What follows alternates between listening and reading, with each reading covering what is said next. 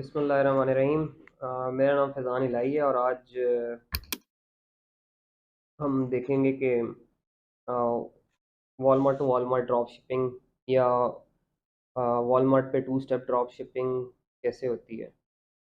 काफ़ी अरसे से हम लोग एक पूरा कोर्स डेवलप करना चाह रहे थे, तो आज इस वीडियो में इंशाल्लाह हम लोग पूरा एक प्रोसीजर देखेंगे कि कैसे वॉलमार्ट पे हम लोग काम कर सकते हैं या वॉलमार्ट पे कैसे बेसिकली ड्रॉप शिप कर सकते हैं।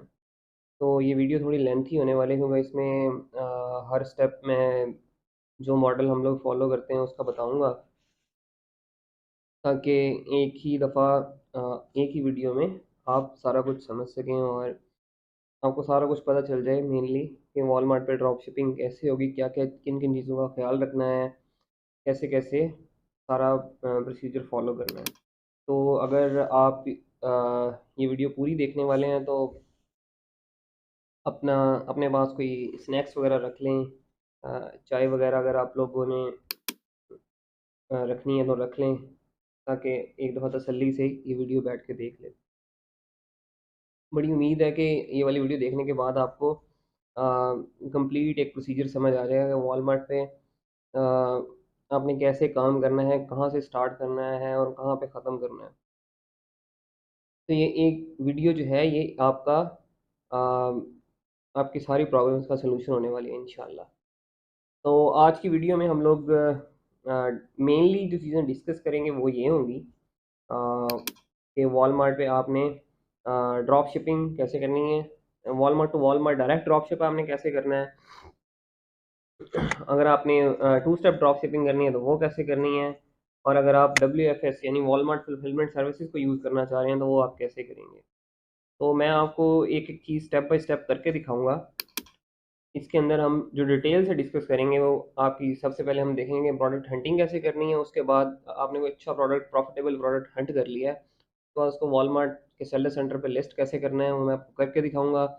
और उसके बाद आपने उसके ऊपर इन्वेंट्री को कैसे मैनेज करना है, बाय बॉक्स को कैसे मैनेज करना है, वो भी इंशाल्लाह हम देख रहे होंगे इस वीडियो में। जब आप बाय बॉक्स मैनेज करेंगे उसके बाद आपके पास ऑर्डर आएंगे तो उन ऑर्डर्स को फुलफिल कैसे करना है आपने, ये सारा कुछ हम लोग इंशाल्लाह इस वीडियो में देखेंगे। और उसके बाद हम देखेंगे अगर कस्टमर्स की कोई क्वेरीज हैं, कोई कस्टमर से क्वेश्चंस हैं, किसी कस्टमर को उसका ऑर्डर नहीं मिल रहा या कोई कस्टमर अपना ऑर्डर कैंसिल करवाना चाह रहा है तो उसको आप लोग कैसे कैटर करेंगे। तो ये एक आउटलाइन है इस कोर्स की या इस वीडियो की कि इस वीडियो में हम लोग क्या डिस्कस करेंगे। तो हम लोग सबसे पहले देखते हैं कि Walmart to Walmart direct drop shipping basically होती क्या है। अच्छा, Walmart to Walmart direct drop shipping ऐसी है कि आपने वॉलमार्ट पे ही सेल करना है और वॉलमार्ट से ही कोई चीज़ बाय करनी है। मतलब उसके अंदर आप ओन कुछ नहीं करेंगे। आप वॉलमार्ट सेलर सेंटर पे अपना एक प्रोडक्ट लिस्ट करेंगे, आपके पास उसका ऑर्डर आ गया तो आपने उस कस्टमर के लिए सारी डिटेल्स उठा के वॉलमार्ट पे ही जाके उसका ऑर्डर प्लेस कर दिया। ये जो है आपकी Walmart to Walmart drop shipping direct drop shipping होगी। कस्टमर को उसका ऑर्डर मिल जाएगा, आप इधर से कोई ट्रैकिंग इन्फॉर्मेशन अपडेट कर देंगे उसकी, तो आपको उसके पैसे मिल जाएंगे। उसके ये होती है Walmart to Walmart direct drop shipping, जो कि मेनली हम लोग इसमें डिस्कस करेंगे। उसके अलावा आप टू स्टेप ड्रॉप शिप भी कर सकते हो। मतलब आपने कुछ एडवांस में इन्वेंट्री, आपको पता है कि एक आपका कोई प्रोडक्ट है उसके ऊपर बहुत सारे ऑर्डर्स आते हैं, रोजाना आपको 10 12 15 ऑर्डर्स आ जाते हैं। तो आप उसकी कुछ इन्वेंट्री परचेज करके एडवांस में अपने वेयर हाउस पे रखवा लें। जब आपको ऑर्डर आए तो आप उधर से ही कस्टमर्स को अपने वेयर हाउस से उसका ऑर्डर भेज दें।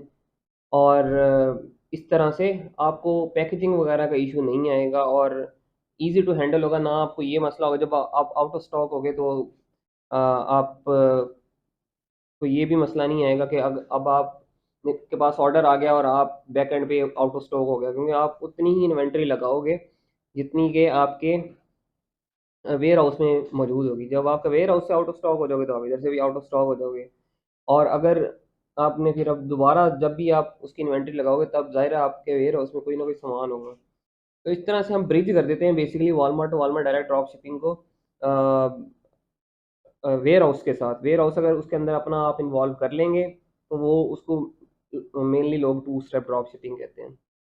अब एक तो ऑप्शन ये है कि आप अपना वेयर हाउस इन्वॉल्व कर लें और अपने वेयर हाउस में कुछ इन्वेंट्री मंगवा के उसको कस्टमर वहाँ से कस्टमर्स के ऑर्डर फुलफ़िल कर लें। दूसरा आपके पास ऑप्शन ये होता है कि आप वही वाली इन्वेंटरी जो है, वो वॉलमार्ट के वेयर हाउस रखवा दें। जब भी ऑर्डर आएगा, आपको कोई मसला नहीं है, कुछ नहीं है, आपने एक दफ़ा वॉलमार्ट के वेयर हाउस भिजवा दी, वॉलमार्ट ने खुद ही आपने मिसाल के तौर पे किसी प्रोडक्ट के 20 यूनिट वॉलमार्ट के वेयर हाउस भिजवा दिए। तो आपको ऑर्डर आ गया उस प्रोडक्ट का, वॉलमार्ट को पता है कि उसके पास 20 यूनिट पड़े हुए हैं, तो वो खुद ही कस्टमर को शिप करेगा और इसमें सबसे फ़ास्ट शिपिंग मिलेगी कस्टमर को। मतलब अभी ऑर्डर आया तो 2 घंटे बाद वॉलमार्ट डिस्पैच कर देता है उसको उसका ऑर्डर। तो इससे ये होता है कि आपका कस्टमर एक्सपीरियंस बहुत अच्छा हो जाता है। लेकिन ज़ाहिर है इसमें मार्जिन सबसे कम होंगे क्योंकि वॉलमार्ट आपसे अच्छे खासे पैसे चार्ज करेगा उसके, स्टोरेज फ़ीस चार्ज करेगा, अपनी शिपिंग के पैसे चार्ज करेगा, हैंडलिंग के पैसे चार्ज करेगा, तो आपसे ज़ाहिर है उसमें आपके मार्जिन बहुत कम हो जाएँगे। और अगर तो ये आप करते हैं डिस्ट्रीब्यूटर्स से, फिर तो आपके शायद कुछ अच्छे मार्जिन बन जाएँ, लेकिन उसके अंदर ज़ाहिर है आपको डिस्ट्रीब्यूटर्स से अप्रूवल्स लेने पड़ेंगे और बहुत सारे वो काम है, और फिर ये भी नहीं पता होता, उनके एमओक्यूज़ होते हैं, आपको ये भी नहीं पता होता कि आपका वो प्रोडक्ट बिकेगा, नहीं बिकेगा। अगर उसकी प्राइस गिर जाती है बाद में, क्योंकि ज़्यादातर वॉलमार्ट में ड्रॉप शिपर्स बैठे होते हैं। तो ड्रॉप शिपर अगर प्राइस गिरा देते हैं उस प्रोडक्ट की, तो आप उनको कम्पीट कर ही नहीं सकोगे क्योंकि उसके उनके पास तो बहुत सारा मार्जिन होता है खेलने के लिए। लेकिन जब आप डब्ल्यूएफएस कर देते हो तो आपके पास मार्जिन नहीं बचता। आप तो पूरे-पूरे मतलब ज़्यादा से ज़्यादा 20-30% पे आप लोग भेज रहे होगे कि 20-30% आपका मार्जिन बन रहा है उसके अंदर। तो उस 20-30% में आप क्या गेन करोगे? कुछ भी नहीं होगा। अगर ड्रॉपशिपर ने प्राइस गिरा दी तो आपका सामान जो है वॉलमार्ट के वेयर हाउस में पड़ता रहेगा, आपको स्टोरेज की कॉस्ट पड़ती रहेगी। और अगर आप Q4 में आपका सामान पड़ा हो तो स्टोरेज की कॉस्ट और बढ़ जाएगी। तो इस तरह करके इसके जहाँ फ़ायदे हैं कि कस्टमर का एक्सपीरियंस अच्छा होगा, इसके मार्जिन्स के हवाले से और कॉस्ट के हवाले से नुकसान भी हैं। अब आप इसको रिटेलर्स के थ्रू भी कर सकते हो। रिटेलर्स के थ्रू मतलब जैसे आपने Walmart to Walmart direct drop ship कर रहे थे। अब आप कहते हो चलो यार वॉलमार्ट से मैं लेता हूँ कोई चीज़, बजाय इसके कि मैं डायरेक्ट ड्रॉप शिप करूँ, मैं 20 इन्वेंटरी उठाता हूँ, उसको अपने वेयर हाउस भिजवाता हूँ, उधर से रीपैकेज करके अपना लेबल लगा के उसके ऊपर वॉलमार्ट को के वेयर हाउस भिजवा देता हूँ वापस, ताकि वॉलमार्ट फुलफिलमेंट हो सके। लेकिन उसके अंदर ज़ाहिर है आपकी कॉस्ट एक और इन्वॉल्व हो जाएगी, वो है वेयर हाउस की कॉस्ट। वेयर हाउस में रीपैकेजिंग की कॉस्ट, शिपिंग की कॉस्ट, फिर आपके मार्जिन्स और ज़्यादा रिड्यूस हो जाएँगे। तो इस तरह करके ये 3 मॉडल्स जो हैं, वो काम करते हैं। अब इनमें मार्जिन वाइज़ अगर देखा जाए तो वॉलमार्ट डायरेक्ट ड्रॉप शिपिंग आपको बहुत अच्छे मार्जिन देती है। आराम से आपका 50, 60, 70% भी एट टाइम्स आपका मार्जिन निकल आता है। तो मतलब 50% तो ऑन एवरेज बड़ा ईज़िली आएगा आपका वॉलमार्ट डायरेक्ट ड्रॉप शिपिंग में। अगर आप 2 स्टेप में आएँगे, उसमें आपकी लेवल्स की कॉस्ट इन्वॉल्व हो जाएगी, क्योंकि वॉलमार्ट डायरेक्ट में तो आपको शिपिंग भी फ्री मिल रही है। लेकिन जब आप 2 स्टेप में आते हो, आपको लेबल्स की कॉस्ट भी आपकी जो है आपको बेयर करनी पड़ेगी। तो जब लेबल्स की कॉस्ट आएगी उसके अंदर, तो आपका मार्जिन ऑब्वियसली गिरेगा और फिर वेयर हाउस की कॉस्ट भी आ जाएगी। तो वो जो 50% वॉलमार्ट डायरेक्ट में बना रहे थे, वो अब 2 स्टेप में आके आपका मार्जिन शायद 20% रह जाएगा या 25% रह जाएगा या शायद उससे भी कम हो जाएगा। लेकिन इसमें ये है कि आप सेफ्टी पॉइंट ऑफ व्यू से आप सेफ हो इसमें। मतलब उसमें वॉलमार्ट डायरेक्ट ड्रॉप शिपिंग में आप जो है आपको ट्रैकिंग में मसला आएगा। वो हम आगे कोर्स में डिस्कस करेंगे कि क्या-क्या मसले आएँगे ट्रैकिंग वगैरह अपडेट करने में, क्योंकि वैलिड ट्रैकिंग रेट जो है वो बड़ा एक आपने मेंटेन करना होता है वॉलमार्ट पे 99%। तो वो उसको मेंटेन करना मुश्किल हो जाता है जब आप डायरेक्ट ड्रॉप शिप करते हो। 2 स्टेप में तो आपके असली लेवल्स की ट्रैकिंग डल रही होगी, तो आपको मसला नहीं होगा। तो इस तरह 2 स्टेप हो या वॉलमार्ट फुलफिलमेंट सर्विसेज़ आप यूज़ कर रहे हो, तो आपको ये वैलिड ट्रैकिंग रेट की टेंशन खत्म हो जाती है आपकी फिर। ये दोनों सेफ हैं, लेकिन मार्जिन के हवाले से, जैसे मैं पहले भी बात कर रहा था कि मार्जिन के हवाले से ये दोनों आपके लिए मसला होंगे। कि हर बंदा चाहता है ज़्यादा से ज़्यादा मार्जिन्स बने, तो वो मार्जिन्स जो है वो आपको वॉलमार्ट डायरेक्ट ड्रॉप शिपिंग ही बना कर देगी। लेकिन सेफ्टी पॉइंट ऑफ व्यू से ज़ाहिर है 2 स्टेप और डब्ल्यूएफएस जो है वो ज़्यादा बेनिफिशियल है। लेकिन अब हम जो मॉडल फ़ॉलो करते हैं वॉलमार्ट डायरेक्ट ड्रॉप शिपिंग में, वो भी काफ़ी हद तक सेफ़ है। मतलब हमारे पास ऐसे स्टोर्स भी हैं जो डेढ़-डेढ़ साल से हमारे पास चल रहे हैं और कभी सस्पेंड नहीं हुए वो। ना कभी सस्पेंड हुए हैं परफ़ॉर्मेंस की वज़ह से, ना उन पे कोई और इश्यू आया है। तो कंटीन्यूअसली चल रहे हैं, उन पे अच्छे खासे हम लोगों ने प्रॉफ़िट्स जनरेट किए हैं। मैं एक स्टोर होपफुली इस वीडियो में आप लोगों को दिखाऊँगा अभी, जो काफ़ी टाइम से हमारे पास चल रहा है। बिल्कुल ज़ीरो से हमने उसको स्टार्ट किया था और अभी तक वो स्टोर बहुत अच्छा चल रहा है। उसपे तकरीबन हम लोगों ने साढ़े 3 लाख डॉलर की सेल की है 1 साल में। तो वॉलमार्ट डायरेक्ट ड्रॉप शिपिंग को भी आप सेफ़ली कर सकते हो, अगर आपको थोड़ी सी आपको चीज़ों का पता हो कि कैसे आपने चीज़ों को लेके चलना है, तो वो भी पॉसिबल है। तो इस वीडियो में इंशाल्लाह हम लोग इसको बड़ा अच्छे से देख रहे होंगे। अच्छा जी, अब हम लोग देख लेते हैं कि अब हम लोग देख लेते हैं कि वॉलमार्ट पे आपने Walmart to Walmart direct drop shipping के लिए या किसी भी और अगर आप वॉलमार्ट को एज अ रिटेलर यूज़ करना चाह रहे हैं, बेशक वो टू स्टेप ड्रॉप शिपिंग हो या WFS हो या वॉलमार्ट टू वॉलमार्ट डायरेक्ट हो, तो उसमें आप लोग प्रोडक्ट हंट कैसे करोगे? एक प्रॉफिटेबल प्रोडक्ट हंट करने का जो तरीका हम लोगों ने डिज़ाइन किया हुआ है, वो क्या है? बाकी हर किसी का अपना डिफरेंट तरीका होता है, लेकिन जो तरीका हम लोग फॉलो करते हैं और वो बड़ा सक्सेसफुल रहा है अभी तक। हम लोग बहुत टाइम से सेम तरीका लेके चल रहे हैं और अल्हम्दुलिल्लाह बहुत सक्सेसफुल है। उसको हम लोग ज़रा डिस्कस करेंगे, जो कि हमारा पहला पॉइंट भी है मेन। प्रोडक्ट हंटिंग कैसे करनी है अपने Walmart to Walmart direct drop shipping के लिए। यही वाले तरीके को आप बाकी 2 मॉडल्स में भी यूज़ कर सकते हो। अच्छा जी, सबसे पहले हम लोग देख लेते हैं कि सबसे पहले walmart.com पे आएँगे हम, क्योंकि हम लोग ने वॉलमार्ट पे ही सेल करना है और वॉलमार्ट से ही बाय करना है। तो उसमें हम लोगों ने सबसे मेन चीज़ जो देखनी है कि जहाँ से हम लोग बाय करना चाह रहे हैं कोई भी प्रोडक्ट, मतलब जहाँ से हमने कस्टमर को भेजना है, उस वाली जगह पर हमेशा वॉलमार्ट खुद एज़ अ सेलर होना चाहिए। मतलब वो वाला प्रोडक्ट जहाँ से हम कस्टमर को भेजेंगे, वो वाली लिस्टिंग पे हमेशा Walmart sold and shipped by Walmart आना चाहिए। उसकी रीज़न ये है कि वॉलमार्ट पे हम लोग रिलाय कर सकते हैं, वॉलमार्ट डिपेंडेबल है। वॉलमार्ट आप ना तो वॉलमार्ट में सडन प्राइस इंक्रीज़ेज़ आती हैं, ना Walmart suddenly out of stock होता है और ना ही बहुत लंबे अरसे के लिए आउट ऑफ स्टॉक होता है। क्योंकि हम लोगों के इन हैंड इन्वेंटरी कुछ भी नहीं होती इसके अंदर। तो हम लोग प्रेफ़र करते हैं बजाए इसके कि कोई थर्ड पार्टी सेल कर रही हो हमारी सोर्सिंग वाली लिस्टिंग पर। सोर्सिंग वाली लिस्टिंग से मेरा मुराद है कि जहाँ से हम लोगों ने कस्टमर को भेजना है। अब मैं इसको sourcing as a sourcing listing बार-बार इसको बोल रहा हूँगा, तो कन्फ्यूज़ मत होइएगा। तो सोर्सिंग लिस्टिंग पर हमारी हमेशा sold and shipped by Walmart होना चाहिए लाज़मी। उसको हम एज़ अ सोर्स यूज़ करेंगे और जिस लिस्टिंग पर हम लोग सेल कर रहे हैं, मतलब जो लिस्टिंग हम अपने स्टोर पे लगाएँगे, जहाँ पे कस्टमर हमें ऑर्डर करेगा, उस लिस्टिंग पर हम प्रेफ़र करेंगे कि वॉलमार्ट एज़ अ सेलर ना हो। वॉलमार्ट एज़ अ सेलर अगर उस लिस्टिंग पे भी होगा, तो वॉलमार्ट से बाय बॉक्स लेना बहुत मुश्किल हो जाएगा। वॉलमार्ट से सस्ता कोई नहीं बेच सकता वॉलमार्ट पे, ये चीज़ आप अपने माइंड में रखिएगा। अगर आप वॉलमार्ट से भी सस्ता बेच रहे हो, फिर या तो आप कोई स्कैम करोगे या फिर आप कुछ और ही करोगे। हम लोगों ने तो नहीं देखा कि वॉलमार्ट से सस्ता कुछ वॉलमार्ट पे कोई बेच रहा हो। तो हम लोगों ने ये कोशिश करनी है कि सोर्सिंग वाली लिस्टिंग जो है हमारी, उसके ऊपर हमेशा वॉलमार्ट सेल कर रहा हो और जो हमारी सेलिंग वाली लिस्टिंग है उस पे हमेशा वॉलमार्ट सेल ना कर रहा हो। अभी हम लोग एक एग्जांपल देख लेते हैं। कोई भी एक रैंडम कीवर्ड हम लोग वॉलमार्ट का सर्च बार में टाइप करते हैं। मिसाल के तौर पे कॉफ़ी लिखता हूँ मैं। कॉफ़ी लिख के हम लोग इसको सर्च करते हैं। अब आप लोगों के पास बहुत सारी लिस्टिंग्स होंगी against the keyword of coffee. अब आप देखें कि ये जिन जिन लिस्टिंग्स पे सेव विद वॉलमार्ट प्लस आ रहे हैं, उन पे वॉलमार्ट एज अ सेलर होगा। बेशक वो उस पे शिपिंग दे रहा हो ना दे रहा हो, डिलीवरी हो अवेलेबल उस पे या कुछ भी हो, लेकिन वॉलमार्ट अवेलेबल ज़रूर होगा उस पे। हम लोगों ने बस वो ये मेक श्योर करना है कि जहाँ हम लोग जिस लिस्टिंग पे हम लोग बेच रहे हैं उस पे वॉलमार्ट शिपिंग ना दे रहा हो, और जिस लिस्टिंग से हम लोगों ने परचेज करना है कस्टमर के लिए उस पे शिपिंग लाजमी हो। अगर हमारी सेलिंग वाली लिस्टिंग पे वॉलमार्ट डिलीवरी दे रहा है या पिकअप दे रहा है तो कोई मसला नहीं है, हम लोग शिपिंग ऑफर कर देंगे उसके ऊपर। लेकिन जो हमारी सोर्सिंग वाली लिस्टिंग है उसके ऊपर Walmart as a seller as a shipper ज़रूर होना चाहिए।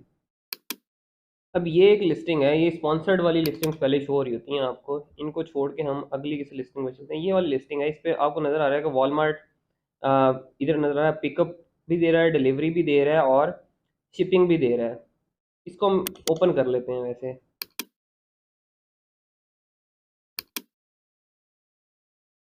ये वाली लिस्टिंग मैंने ओपन कर ली है। ये कोई कॉफ़ी है, क्लासिक रोस्ट ग्राउंड कॉफ़ी।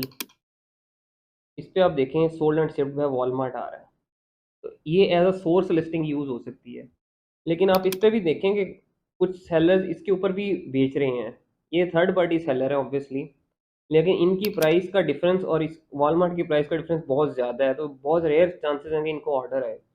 जब वॉलमार्ट आउट ऑफ स्टॉक होगा तो इनको ऑर्डर आएगा। अब ये वाला सेलर है 19.99, जो मतलब वॉलमार्ट का पहला ही सेलर जो बैठा है वो तकरीबन $20 का सेल कर रहा है, जबकि वॉलमार्ट से वो $10 में सेल कर रहा है। तो वो वॉलमार्ट की डबल प्राइस लगा के बैठा है। बाय बॉक्स इसके पास कभी भी नहीं आएगा जब तक वॉलमार्ट आउट ऑफ स्टॉक नहीं होगा। इसके अलावा जो दो सेलर होंगे उनकी तो ज़ाहिर है इससे भी ज़्यादा होगी।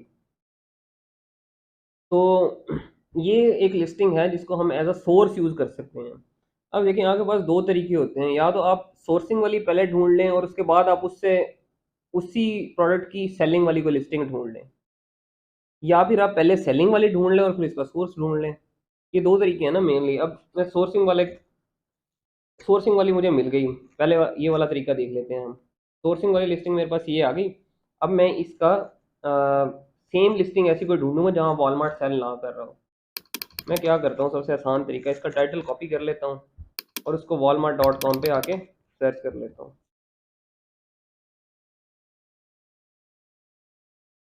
अब देखें कि इसके अगेंस्ट ये वाली लिस्टिंग्स मुझे शो हो रही हैं। मैच कर लेते हैं। फ्रंट ये कोई कंपनी है, फ्लॉगर्स है या फ्लॉजर्स है, आई डोंट नो क्या कैसे प्रोनाउंस करेंगे इसको।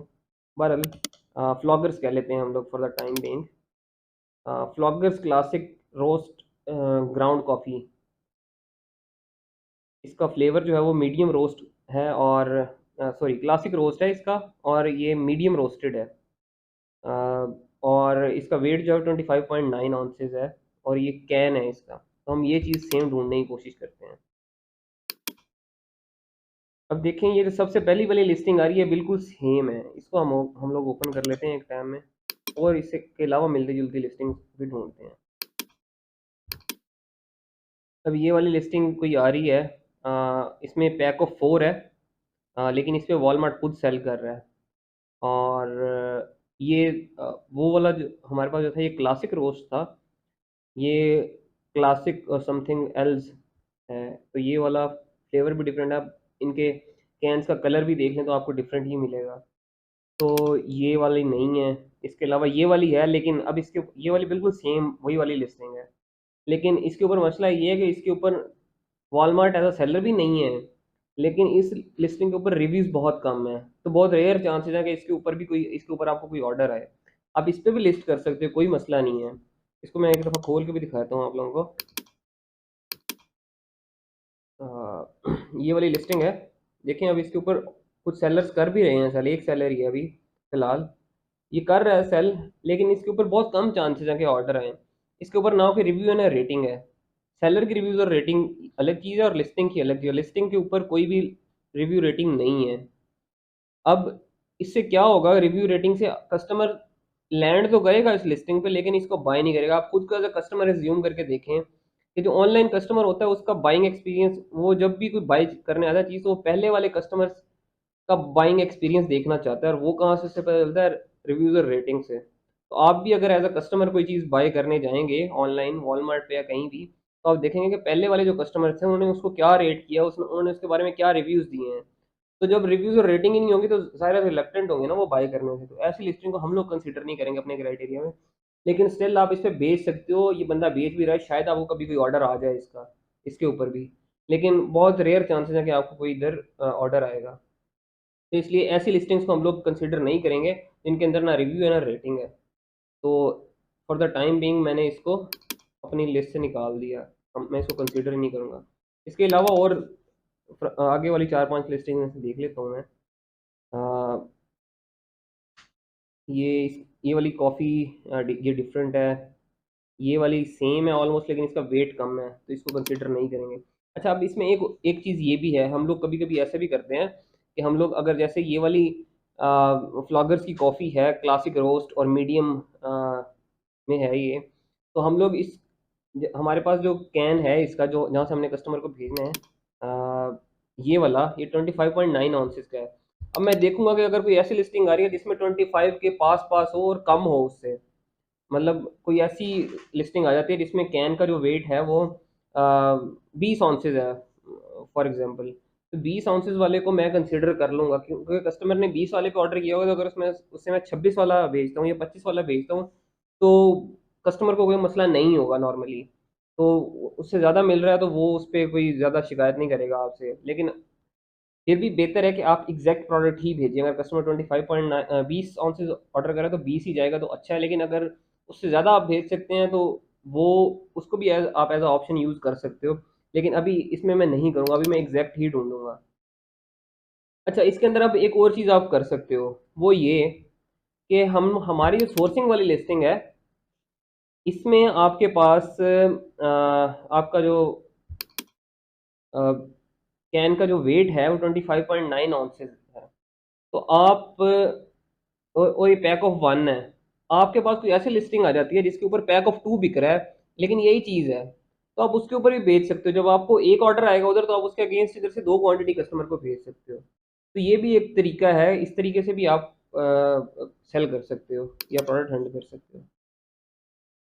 तो जैसे ये वाला पैक ऑफ थ्री था, ये वाला ये पैक ऑफ थ्री है, लेकिन इसमें वेट डिफरेंट है। अगर यही 25.9 ऑunces वाला होता तो इसको हम कंसिडर कर सकते थे, लेकिन इसमें नहीं है, डिफरेंट है।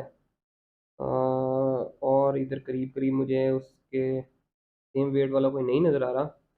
तो बहरहाल हमें एक लिस्टिंग मिल गई है, हम उससे एनालाइज कर लेते हैं उसको, उससे आपको आइडिया हो जाएगा कि आप लोगों ने क्या क्या चीज़ें देखनी है, क्या क्या नहीं। अब ये वाली लिस्टिंग जो है, ये बिल्कुल सेम चीज़ है जो हम लोगों ने सोर्सिंग वाली लिस्टिंग में देखी है। तो अब इसमें रिव्यूज़ भी हैं और रेटिंग भी है, लेकिन मसला ये है कि इसके अंदर रिव्यूज़ हैं वो बहुत गंदे हैं।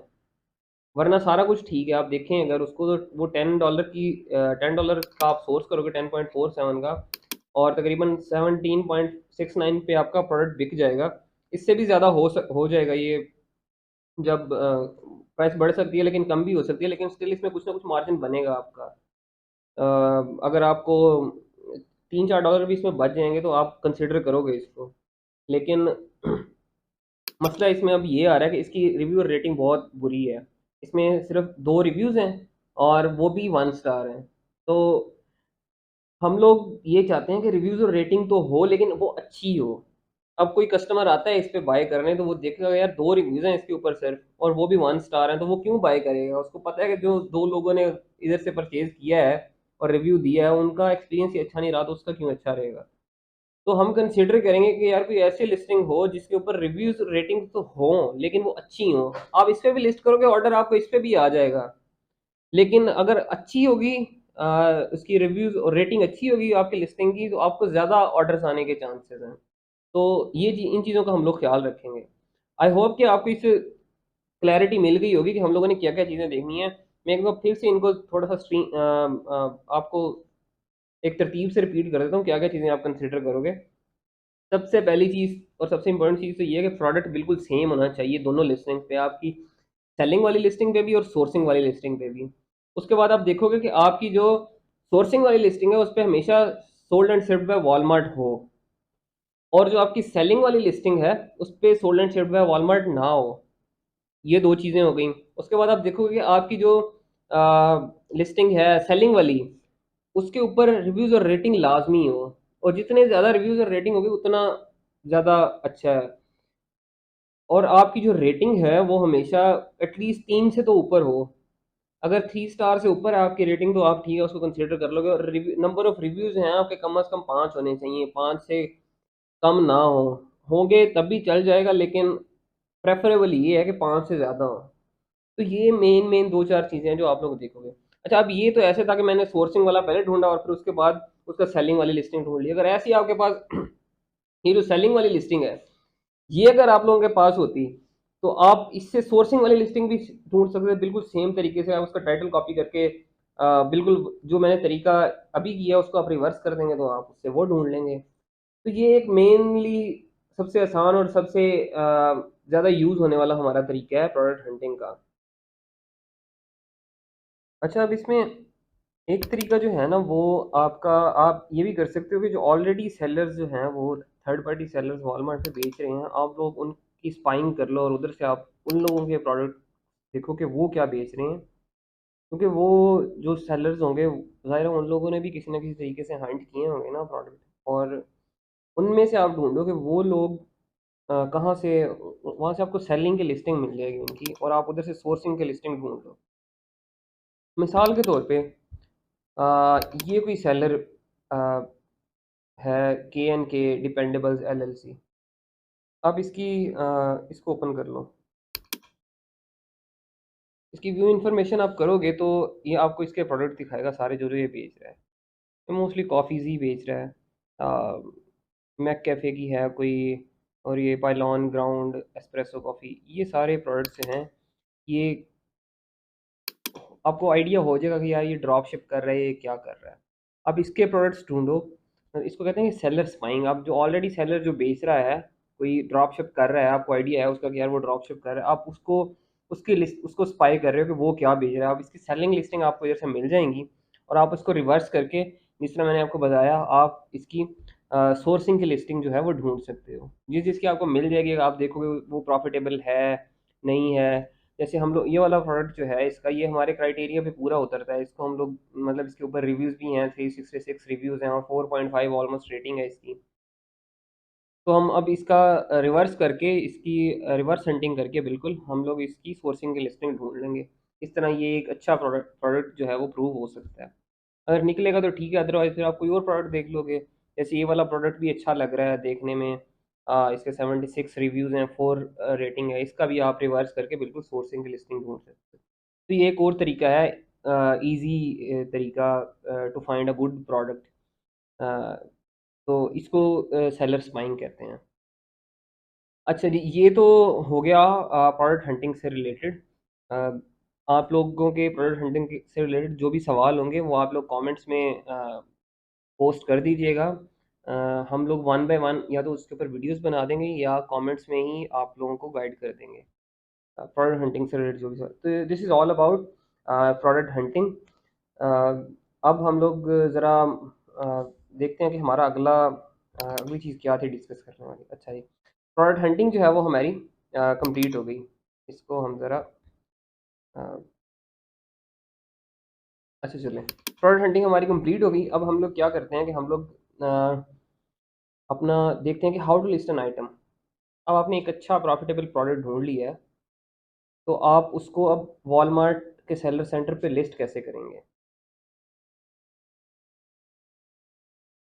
इससे पहले हम लोग ये कर लेते हैं कि वॉलमार्ट के सेलर सेंटर का एक ओवरव्यू ले लेते हैं कि वॉलमार्ट के सेलर सेंटर में एक्चुअली क्या क्या चीज़ें हैं, ताकि आप लोगों को उसकी एक अंडरस्टैंडिंग डेवलप हो जाए कि क्या क्या चीज़ें हमारे काम की हैं, क्या क्या चीज़ें हमारे काम की नहीं हैं, और मेनली वर्क कैसे करती हैं। तो वॉलमार्ट के सेलर सेंटर का एक ओवरव्यू देख लेते हैं। ये जो वॉलमार्ट का एक स्टोर है, अ, जो कि काफ़ी पुराना है, और इस पे हमेशा वॉलमार्ट डायरेक्ट ड्रॉप शिपिंग ही हुई है। ये बहुत पुराना स्टोर है। मैं आप लोगों को इसकी सेल्स का ओवरव्यू वगैरह भी दिखाऊंगा। और मतलब बहुत पुराना और बहुत अच्छा और बहुत प्रॉफिटेबल स्टोर है हम लोगों का ये। तो अच्छा, इसमें सबसे पहले तो आपका इधर कंपनी का नाम आ जाता है। आपकी कंपनी का जो भी नाम है, फॉर एग्जांपल ABC LLC है आपकी कंपनी का नाम, तो इधर आपकी कंपनी का नाम आ जाएगा अपर लेफ्ट कॉर्नर में। उसके बाद उसका स्टेटस बताता है, एक्टिव है, सस्पेंडेड है या टर्मिनेटेड है। ये जैसे इसका आपको स्टेटस शो हो रहा होगा कि ये एक्टिव है। तो एक्टिव स्टोर का मतलब है कि आप उस पे सेलिंग कर सकते हो। अगर ये सस्पेंड हो जाता है, आप कोई आपकी परफॉर्मेंस ख़राब हो गई है, या आपने कोई पॉलिसी वायलेट कर दिया वॉलमार्ट की, इधर इसका जो स्टेटस है वो सस्पेंडेड आएगा। या अगर आपका वॉलमार्ट आपके साथ अपना सेलर एग्रीमेंट जो है वो ख़त्म कर देता है, तो इधर टर्मिनेटेड आएगा। उसके बाद आप उसको दोबारा कभी रीएक्टिवेट नहीं कर सकते। वो आप वॉलमार्ट से आपका स्टोर जो है वो बिल्कुल ख़त्म हो जाएगा। उसके बाद हर वॉलमार्ट के सेलर को वॉलमार्ट एक सेलर आईडी स्पेसिफाई करता है, वो ये है। एक नंबर आपको आपके स्टेटस के नीचे शो हो रहा होता है। वो जो है आपकी सेलर आईडी होती है। ये बिटवीन यू एंड वॉलमार्ट ही रहती है हमेशा। तो ये अगर आप मतलब मिसाल के तौर पे हम लोग का एक स्टोर जो है वो हैक हो गया। अब वॉलमार्ट से जब हम लोगों ने कॉन्टैक्ट किया, तो हम लोग वॉलमार्ट को अपने स्टोर का नाम बता रहे थे, लेकिन वॉलमार्ट चाह रहा था कि हम लोग अपनी सेलर आईडी भी बताएं। तो वैसे तो ये कहीं भी नहीं यूज़ होनी, लेकिन ऐसे केसेस में, बहुत रेयर अनयूजुअल केसेस में ये काम आ जाती है। तो ये सेलर आईडी होती है बेसिकली, जो नंबर शो हो रहा होता है आपको इधर। तो वॉलमार्ट से कम्युनिकेट करने के लिए कभी आपको काम आ सकता है। अच्छा, उसके बाद ये आपके पास पहले हम लेफ़्ट साइड वाला जो टैब है इसको पूरे को डिस्कस करेंगे। फिर उसके ऊपर हम उसके बाद हम लोग ये अप ऊपर वाला जो टैब है इसको थोड़ा-सा देख लेंगे इसमें क्या-क्या होता है। अच्छा, अब ये आपके पास होम का सबसे पहले टैब आता है। होम के टैब में आपको ये सारी चीज़ें शो होंगी। वेलकम टू सेलर सेंटर, जो भी आपकी कंपनी का नाम होगा वो शो होगा इधर आपको। उसके बाद आपको बताएगा कि आपके आज के ऑर्डर कितने हैं। जैसे मेरे स्टोर पे भी 3 ऑर्डर्स आए हुए हैं due to Christmas obviously orders बहुत कम होंगे। उसके बाद अनशिप्ड ऑर्डर्स टोटल कितने हैं, मेरे 89 हैं। तो आपको अनशिप्ड ऑर्डर्स मतलब जो भी आपने ऑर्डर आए हैं बेशक आपने फुलफ़िल कर दिए हों, वैसे कस्टमर को भेज दिए हों लेकिन इधर से आपने फुलफ़िल नहीं किए। तो वो 89 है टोटल। उसके बाद आपके स्टोर की एवरेज रेटिंग बताएगा कि आपके स्टोर को लोगों ने जो रिव्यू किया है उसके हिसाब से आपकी क्या टोटल रेटिंग बन रही है एवरेज। तो इसकी 3.18 है जो कि ड्रॉप शिपिंग के स्टोर के लिए ठीक है। और उसके बाद आपका करंट बैलेंस कितना है, इसका इसमें अभी $3649 पड़े हुए हैं। अच्छा, अब इसमें बल्कि ये पे आउट्स में हम लोग डिस्कस करेंगे। अच्छा, तो ये चीज़ें आपको शो करवाएगा। उसके बाद ये मतलब जेनेरिक सी चीज़ें हैं, वॉलमार्ट आपको गाइड कर रहा है कुछ चीज़ों के बारे में कि आप वॉलमार्ट मार्केट प्लेस पे अपने कैपिटल्स को कैसे मैनेज कर सकते हो, ग्रोथ को कैसे इंप्रूव कर सकते हो, ये कोई वो ख़ास चीज़ें नहीं हैं। तो ये जो है होम टैब पे ये होता है। उसके बाद आपका प्रोडक्ट कैटलॉग का टैग आता है। जो प्रोडक्ट कैटलॉग के टैब में आपके पास सबसे पहले आइटम्स आएँगे। आइटम्स मैं खोल नहीं रहा क्योंकि मैं अपने आइटम्स ज़ाहिर है नहीं शो करना चाह रहा कि हम लोग क्या सेल कर रहे हैं। सबसे पहले आइटम्स आएगा। आइटम्स में आप अपने आइटम्स जो है उनको ऑल अबाउट आइटम्स मतलब आपने कोई नया आइटम अपलोड करना है, ऑलरेडी एक्जिस्टिंग आइटम्स को जो है आपने रिटायर करना है, या उनको उन इन्वेंटरी मैनेज करनी है, वो सारा कुछ आप इधर से देखोगे। तो ये आइटम से है कि आइटम आपने कोई अब आपने वॉलमार्ट पे आइटम अपलोड किया था, वो आइटम ने होल्ड वो वॉलमार्ट ने होल्ड पे रख लिया, कोई रिक्वायर्ड डॉक्यूमेंट्स रिक्वायर्ड कर रहा है उसके लिए वो होगा इधर। उसके बाद ये एक्टिविटी फीड आती है आपकी। आप जो भी वॉलमार्ट पे एक्टिविटी करते हो आइटम से रिलेटेड, वो एक्टिविटी फीड में आपको शो होती है। मिसाल के तौर पे आपने कोई नया आइटम अपलोड किया, तो यहाँ पे वो शो करवाएगा उसका स्टेटस कि भई आपने जो आइटम जैसे ये वाला हमारे पास है कोई 24th को 10:55 पे किसी ने कोई आइटम अपलोड किया था सेटअप बाय मैच के थ्रू। तो वो ये उसका स्टेटस शो करवा रहा है कि इतने बज के इतने मिनट पे सेलर फुलफिल्ड आइटम कोई अपलोड हुआ है सेटअप बाय मैच से, और वो सबमिट भी हुआ है और प्रोसेस भी होगा। कोई एरर आ रहा है तो इधर एरर शो करवा दे, एरर में 1 शो करवा देगा। इधर कोई आ रहा हो तो मैं आपको दिखा दूँ। ये मिसाल के तौर पे ये एक आइटम हाँ, आइटम अपलोड करने की किसी ने कोशिश की है और उस पे जो है एरर दे दिया वॉलमार्ट ने। अब ये एरर डिफरेंट हो सकते हैं, कोई ना कोई गलती कर रहा होगा या फिर ऑलरेडी अपलोडेड आइटम है या कोई और होगा। देखते हैं क्या एरर है इसके ऊपर, अगर शो करवा दे हमें तो।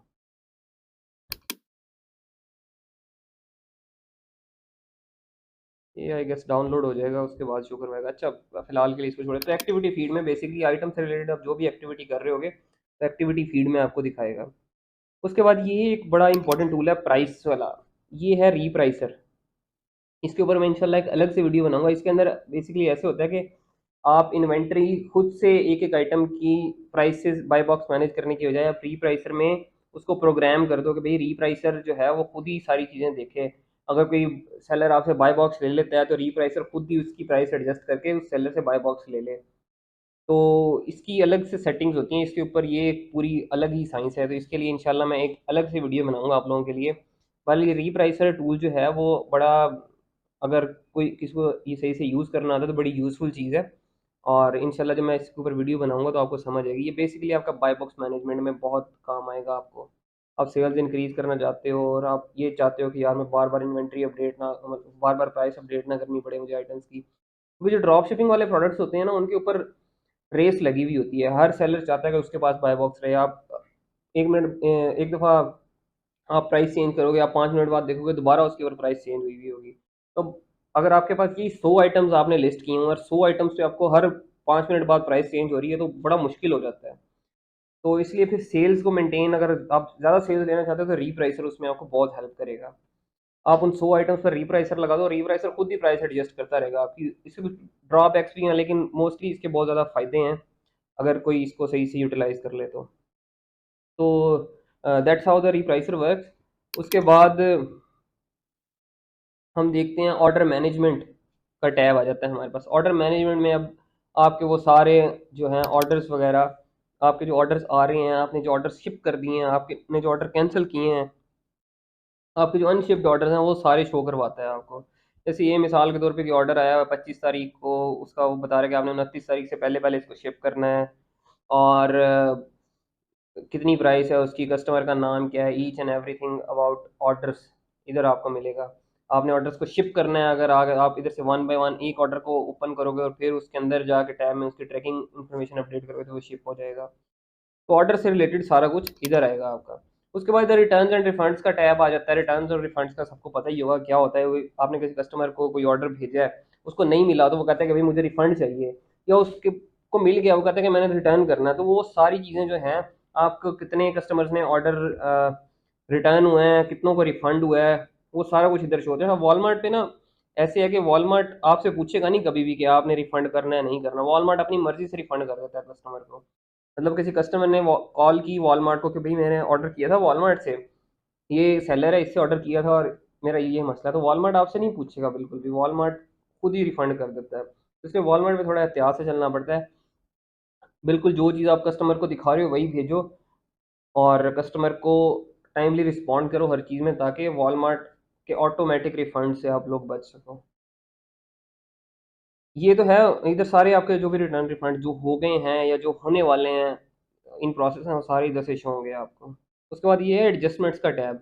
एडजस्टमेंट्स के टैब में अब कोई कस्टमर आपको मैसेज करता है कि यार मुझे रिफंड चाहिए, मेरा ऑर्डर मुझे नहीं मिला, तो अब आप खुद से रिफंड करना चाह रहे हो तो आप एडजस्टमेंट्स वाले टैब में आओगे। इधर आके आप लोग उसका कस्टमर का ऑर्डर नंबर लिखोगे, उसको सर्च करोगे तो आपके पास उस कस्टमर की सारी डिटेल्स खुल जाएंगी। इधर से आप कस्टमर को आधा रिफंड करना चाहो, जितनी मर्जी अमाउंट का उसका फुल रिफंड करना चाहो, वो आप इधर से कर सकते हो। और उसके बाद ये डिस्प्यूट्स का एक टैब है। डिस्प्यूट्स में बेसिकली ये होता है, ये ड्रॉप शिपिंग में हमारे ज़्यादा काम नहीं आएगा, डायरेक्ट ड्रॉप शिपिंग में। डिस्प्यूट्स में ये होता है कि किसी कस्टमर ने, वॉलमार्ट ने किसी कस्टमर को रिफंड कर दिया है। अब आप कह रहे हो कि यार उस कस्टमर को गलत रिफंड हुआ है, और आप प्रूव कर सकते हो कि उस कस्टमर ने गलत रिफंड लिया, तो आप डिस्प्यूट वाले टैब में आके वॉलमार्ट के साथ डिस्प्यूट ओपन कर सकते हो अपना, कि भाई मुझे जो है वॉलमार्ट ने जो रिफ़ंड किया है वो गलत किया है, और ये मेरे पास प्रूफ्स हैं, कस्टमर गलत बात कर रहा है या वॉलमार्ट ने कुछ गलत कर दिया, तो आप इधर से आकर उसके साथ डिस्प्यूट ओपन कर सकते हो। लेकिन वो भी जब उसको रिफ़ंड इशू हो जाएगा उसके बाद फिर वॉलमार्ट देखेगा उसको। Most of the cases Walmart prefer करेगा कस्टमर को ही, ज़ाहिर है कस्टमर को ही वो कस्टमर की ही सुनता है, तो कस्टमर के ही जीतने के ज़्यादा चांसेस होते हैं।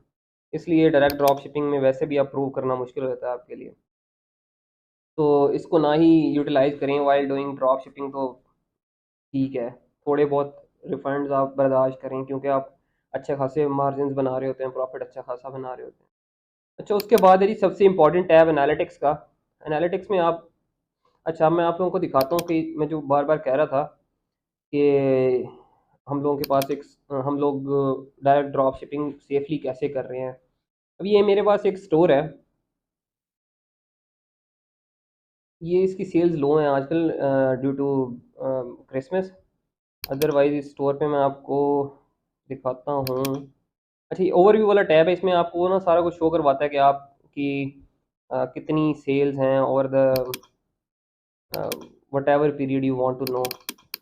तो हम लोग ऐसे करते हैं कि अभी हम लोग, आज है 25 दिसंबर, तो 25 दिसंबर लास्ट ईयर से, बल्कि 25 दिसंबर को भी आप छोड़ें, यकम जनवरी से, हाँ मैं देख लेता हूँ कि इस स्टोर की यकम जनवरी से लेके अब तक कितनी सेल्स हुई हैं।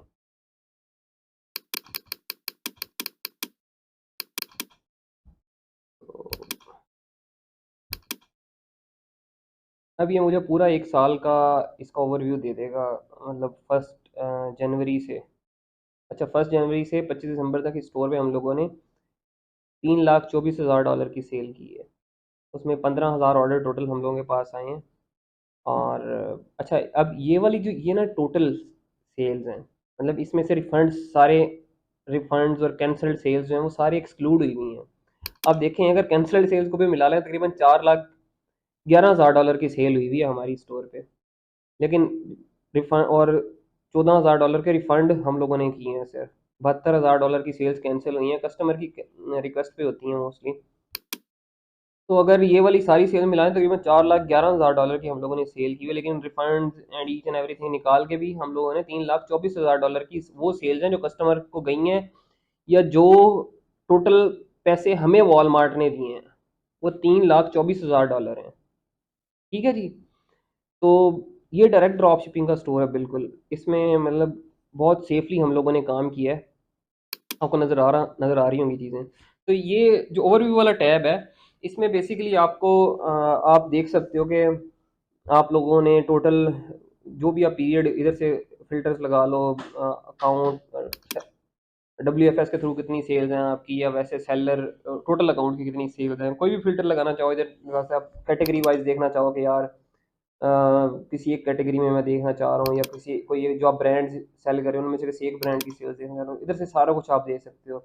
मतलब आपके स्टोर का फाइनेंशियल ओवरव्यू इधर से आपको सारा आ जाएगा कि यार आपने कितने ऑर्डर्स लिए हैं, कितना क्या क्या किया है, सारा कुछ इधर से आपको शो हो जाएगा। तो ये ओवरव्यू के टाइम में होता है। उसके बाद आपका सबसे इंपॉर्टेंट चीज़ है ना, वो है परफॉर्मेंस वाली। अब जब आप वॉलमार्ट पे काम करते हो तो वॉलमार्ट ने अपने सर्टेन इंडिकेटर्स रखे हुए हैं, उससे वो डिसाइड करता है कि आप कैसा परफॉर्म कर रहे हो वॉलमार्ट पे। सबसे पहले इसके अंदर आती है ऑन टाइम डिलीवरी।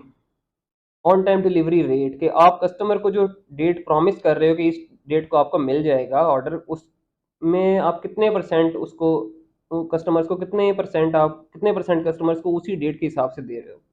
मिसाल के तौर पे ये एक प्रोडक्ट है, इस पे आप जब आओगे तो ये देखिए वॉलमार्ट आपको दिखाता है कि ये वाले में ना शिपिंग अराइव बाय December 27। ये वाली जो है ये डिलीवरी डेट है बेसिकली। अगर इससे अब ये इसको तो वॉलमार्ट खुद बेच रहा है। अगर कोई और सेलर होता है उसकी अ, आज ऑर्डर आए उसको, तो वॉलमार्ट उसको कहेगा 27 तारीख तक आपने कस्टमर को पहुंचाना है। अगर वो नहीं पहुंचाता तो उसकी ऑन टाइम डिलीवरी इम्पैक्ट होगी उससे। तो वॉलमार्ट चाहता है कि आप 95% कस्टमर्स को ऑन टाइम डिलीवरी दो। मतलब जो डेट आप प्रॉमिस कर रहे हैं उनसे, या जो उनको वॉलमार्ट पे शो हुई है, वो बेसिकली हम लोगों ने ही सेट करनी होती है। तो जो आपने सेट की हुई है उसके हिसाब से आप 95% कस्टमर्स को उसी के हिसाब से मिलना चाहिए। 5% तक टॉलरेट करता है वॉलमार्ट, मतलब जो स्टैंडर्ड है। इससे कम भी अगर आपकी थोड़ी बहुत होगी, 90% तक भी आती है तो मसला नहीं होगा। लेकिन स्टिल बेहतर है कि आप लोग परफॉर्मेंस को जो ऑन टाइम डिलीवरी को जो है 95% से ऊपर ही रखें। अच्छा, ये वाला जो है ना ऑन टाइम डिलीवरी, इसको वॉलमार्ट मोस्टली 14 डेज की बेसिस पे जज करता है हमेशा, कि पिछले 14 दिन में क्या रही है। अगर आपके पिछले 14 दिन में बहुत गंदी हो जाती है तो फिर उस पर सस्पेंशन आ सकती है आपको। उसके अलावा इसके अंदर फिल्टर्स होते हैं, आप देख सकते हो। आप मिसाल के तौर पर 90 डेज की देखना चाहते हो तो वो भी आप देख सकते हो। जैसे हमारे स्टोर की 99.3% है, ये आप 30 डेज की देखना चाहो वो भी देख सकते हो। लेकिन इसको आप वॉलमार्ट जज हमेशा 14 डेज पे ही करेगा। सॉरी। अच्छा, उसके बाद आता है वैलिड ट्रैकिंग रेट। ये बड़ा इंपॉर्टेंट चीज़ है, बहुत इंपॉर्टेंट चीज़ है डायरेक्ट ड्रॉप शिपिंग में, तो बहुत ही इंपॉर्टेंट चीज़ है ये। अब वॉलमार्ट चाहता है कि आप कस्टमर जो हैं आपके, अगर आपके पास 100 ऑर्डर्स आ रहे हैं तो आपने 99%, ये देखें इधर स्टैंडर्ड डिफाइन है इसका भी, ये स्टैंडर्ड लिखा हुआ कि ग्रेटर देन 95% होना चाहिए, वाले ट्रैकिंग रेट का ग्रेटर देन 99% होना चाहिए, इस तरह बाकी सबका भी। तो वॉलमार्ट चाहता है कि आपका वैलिड ट्रैकिंग रेट जो है ना वो 99% से ज़्यादा होना चाहिए हमेशा, और ये भी 14 डेज का ही। तो अगर आपका वैलिड ट्रैकिंग रेट जो है वो 99% से ज़्यादा रहता है 14 डेज का, तो आपको कोई इशू नहीं होगा। अच्छा, आपकी ट्रैकिंग वैलिड होगी कैसे? ट्रैकिंग आपकी वैलिड होनी है, सबसे इम्पोर्टेंट चीज़ तो ये है कि वो कस्टमर ने जिस एड्रेस पे आपको ऑर्डर किया था आपकी ट्रैकिंग भी उसी एड्रेस पे जानी चाहिए। मतलब अब कस्टमर ने अगर फ्लोरिडा से ऑर्डर किया आपको, तो आपकी ट्रैकिंग भी फ्लोरिडा में जानी चाहिए। ये ना हो कि आपकी ट्रैकिंग शो करवा रही हो कि उसका प्रोडक्ट जो है वो न्यूयॉर्क में जा रहा है। ऑब्वियसली वो तो मिसलीडिंग हो जाएगी ट्रैकिंग, वो तो इनवैलिड हो जानी है वैसे ही। दूसरा ये है कि आपकी ट्रैकिंग स्टेटस शो करवाए। अब आप अगर वैलिड ट्रैकिंग ट्रैकिंग की जगह पे आप कस्टमर को कोई और ऑर्डर नंबर डाल देते हो उसका, तो वॉलमार्ट एक्सेप्ट तो कर लेगा लेकिन वो वैलिड नहीं होगी, ज़ाहिर है उसको कुछ स्टेटस है, वो ट्रैकिंग है ही नहीं बेसिकली। तो वो भी इम्पैक्ट हो जाएगी। या आप कोई फ़ोन नंबर डाल देते हो उधर, या वैसे कोई रैंडम नंबर डाल देते हो, तो वो ऑब्वियसली इम्पैक्ट हो जाना है उसने वैलिड ट्रैकिंग रेट में। Invalid tracking, as a invalid tracking count होगा वो भी। तीसरी जो चीज़ है वो है कि आपकी ट्रैकिंग जो है वो स्कैनेबल होनी चाहिए। जब भी किसी भी कैरियर की ट्रैकिंग होती है ना, उसके पास जब भी कोई पार्सल जाता है तो सबसे पहले उसको स्कैन करता है कि भाई हाँ ये इधर रिसीव होगा, और उसका एक एक चीज़ का स्टेटस आ रहा होता है कि भाई न्यूयॉर्क से आपने कोई ऑर्डर डिस्पैच किया, मिसाल के तौर पे न्यूयॉर्क में यूएसपीएस की ट्रैकिंग थी, या फेडेक्स की ट्रैकिंग, फेडेक्स सबसे मशहूर है, फेडेक्स की ट्रैकिंग थी। फेडेक्स के फैसिलिटी सेंटर पे सबसे पहले वो आएगा, उधर स्कैन होगा, और आपकी ट्रैकिंग को जब आप फेडेक्स की वेबसाइट पे सर्च करोगे तो फेडेक्स की वेबसाइट पे शो होगा कि भाई इसमें ये वाली जो ट्रैकिंग आईडी थी, ये जो पार्सल था ये इतने बज के इतने मिनट पे न्यूयॉर्क के फलां फैसिलिटी सेंटर में हमारे पास आया और इतने बजे स्कैन हुआ है ये। फिर उसके बाद जब वो उधर से निकलेगा तो वो शो करवाएगा कि इतने इस डेट को इतने टाइम पे ये इधर से डिस्पैच हो गया। सही है। इस तरह करके वो पूरी, जब तक फ्लोरिडा में कस्टमर के पास नहीं पहुंचे तब तक वो उसका बताएगा जहां जहां वो पार्सल जाएगा। तो इस तरह पता चलता है कि यार वो स्कैनेबल है। अगर वो स्कैनेबल नहीं है, अब ऐसी ट्रैकिंग है कि जी उसने सिर्फ ये शो करवाया कि डिस्पैच हो गया और शिप डिलीवर हो गया, बस वो स्कैनेबल नहीं काउंट होगी, वो भी इम्पैक्ट हो जानी है आपकी। तो ये 3-4 चीज़ें हैं जो वैलिड ट्रैकिंग रेट में काउंट होती हैं। और एक और सबसे इम्पॉर्टेंट चीज़, कि आपकी ट्रैकिंग जो है रिपीट नहीं होनी चाहिए। ऐसे ना हो कि एक ऑर्डर पे आपने 2 ऑर्डर्स पे सेम ट्रैकिंग डाल दी है। अब जैसे मिसाल 2 ऑर्डर फ्लोरिडा से आ गए आपको, एड्रेस भी ऑलमोस्ट सेम थे, लेकिन आपने दोनों पे वो सेम ही ट्रैकिंग डाल दी, तो वो इम्पैक्ट हो जाएगी, रिपीट हो जाएगी। इसी तरह कोई ऐसी ट्रैकिंग जो किसी और ने वॉलमार्ट पे यूज़ की थी और आपने अपने सेलर सेंटर पे वो यूज़ की है, तो वॉलमार्ट का सिस्टम उसको डिटेक्ट कर लेगा कि ये वाली ट्रैकिंग वॉलमार्ट पे रिपीट हो रही है। तो वॉलमार्ट पे जब वो रिपीट होगी तो वो भी इनवैलिड काउंट होगी, और उससे आपको बड़े लिथल कंसिक्वेंसेस हो सकते हैं उसके। तो ये सारी चीज़ें अगर आप करोगे तो आपकी ट्रैकिंग जो है वो इनवैलिड काउंट होगी, और उसने आपका अकाउंट वैलिड ट्रैकिंग रेट पे सस्पेंड करवा देना। उसके बाद जो है सेलर रिस्पॉन्स रेट है, ये बहुत बेसिक सी चीज़ें, किसी भी तरह से इम्पैक्ट नहीं होना चाहिए आपका। हमारा भी आपको 100% शो हो रहा होगा कि आपको कस्टमर जब कोई मैसेज करता है वॉलमार्ट पे या ईमेल करता है, तो आपने विद इन 48 आवर्स उसको रिप्लाई करना होता है। तो ये होना चाहिए, हमेशा होना चाहिए। अब अगर आपको कस्टमर ईमेल कर रहा है और आप 48 आवर्स में भी उसको रिप्लाई नहीं कर पा रहे, फिर तो आप डिजर्व करते हो कि आपको सस्पेंड किया जाए। तो ये सेलर रिस्पॉन्स रेट बेसिकली है कि, और वॉलमार्ट इसमें भी 5% की आपको छूट दे रहा है कि 5% आप, खैर है 5% तक बर्दाश्त कर लेगा वो, कि अगर आपको 100 ईमेल्स आ रही हैं तो कम से कम 95% ईमेल्स का आपने विद इन 48 आवर्स रिप्लाई करना है। सही है। उसके बाद है रिफंड रेट। रिफंड रेट भी एक बहुत की इंडिकेटर है कि आपके पास कितने ऑर्डर, अगर आपके पास, वॉलमार्ट चाहता है कि अगर आपके पास 100 ऑर्डर्स आते हैं, आप 100 ऑर्डर्स को शिप करते हो, तो उनमें से 6 से ज़्यादा ऑर्डर जो हैं वो उनका वो रिटर्न या रिफंड नहीं होने चाहिए।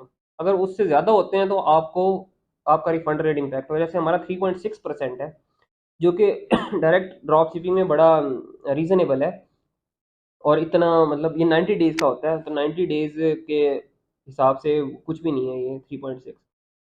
इसका मतलब है कि हमारे अगर 100 ऑर्डर्स हम लोगों ने शिप किए तो उनमें से तकरीबन 3.5 या 4 कह लो आप, 4 ऑर्डर्स हमारे जो हैं वो वापस आए हैं, या कस्टमर को नहीं मिले तो उन्होंने रिफंड ले लिया उसके, जो भी मसले आए हैं उनमें सिर्फ 4 ऑर्डर्स ऐसे निकले हैं 100 में से, ओवर द 90 पास्ट 90 डेज, जिनका ये मसला आया कि वो रिफंड हो गए हैं। तो ये वाला इंडिकेटर भी आप लोगों ने इस पे खास नज़र रखनी होती है, उसको मेंटेन करके रखना है। ये आपका मेंटेन हो जाएगा अगर आप कस्टमर को सही प्रोडक्ट भेजोगे, टाइम से प्रोडक्ट भेजोगे, और उसको, अगर वो आपको ईमेल करता है उसको रिस्पॉन्स दोगे, तो ये वाला कहीं नहीं जाता आपका इंडिकेटर। उसके बाद जो सबसे आखिरी चीज़ है वो है कैंसिलेशन रेट। अच्छा, अब कैंसिलेशन रेट, ऑर्डर, सीधा सीधा यही है कि ऑर्डर आपके पास अगर आ रहा है कोई, तो आपने उसको कैंसिल नहीं करना। वॉलमार्ट चाहता है कि आपका कैंसिलेशन रेट जो है 2% से नीचे रहे। अच्छा, अब कैंसिलेशन रेट दो तरह से हो सकता है। एक तो कैंसिलेशन वो है जो आपके पास ऑर्डर आया और कस्टमर ने आपको रिक्वेस्ट कर दिया कि मेरा ऑर्डर कैंसिल कर दो, उसको आप कैंसिल कर सकते हो, कोई मसला नहीं होगा। बेशक 100 ऑर्डर आए और 100 के 100 पे कस्टमर ने रिक्वेस्ट कर दिया कि कैंसिल कर दो, कुछ भी नहीं होगा। लेकिन कुछ ऑर्डर्स ऐसे हैं, होंगे ऐसे, क्योंकि आप डायरेक्ट ड्रॉप शिप कर रहे होगे, कि आपने जहाँ से परचेज करना था वहाँ से आउट ऑफ स्टॉक हो जाता है, तो आपको कैंसिल करना पड़ सकता है। वो जो है इस कैंसिलेशन रेट में आपको इम्पैक्ट करेगा। मतलब मेरे पास आज एक ऑर्डर आया था और मेरे पास वॉलमार्ट कहता है उसको कल तक आपने शिप करना है। 4 दिन का ग्रेस पीरियड होता है वॉलमार्ट पे। अगर वॉलमार्ट कहता है कल तक आपने शिप करना है, अगर कल तक आप नहीं करते शिप, उसके बाद भी वॉलमार्ट आपको 4 दिन देता है। अगर 4 दिन में भी आप नहीं करते फिर वो ऑटो कैंसिल हो जाता है। तो अगर इस टाइम फ्रेम में मैंने वो जो प्रोडक्ट मेरा आउट ऑफ स्टॉक हुआ था वो इन स्टॉक आ जाता तो मैं शिप कर दूंगा, अगर नहीं आता तो जाहिर है मुझे कैंसिल करना पड़ेगा उसको। जब मैं उसको कैंसिल करूंगा तो उससे मेरा कैंसिलेशन रेट जो है वो इम्पैक्ट होगा, वो सेलर फॉल्ट में आएगा।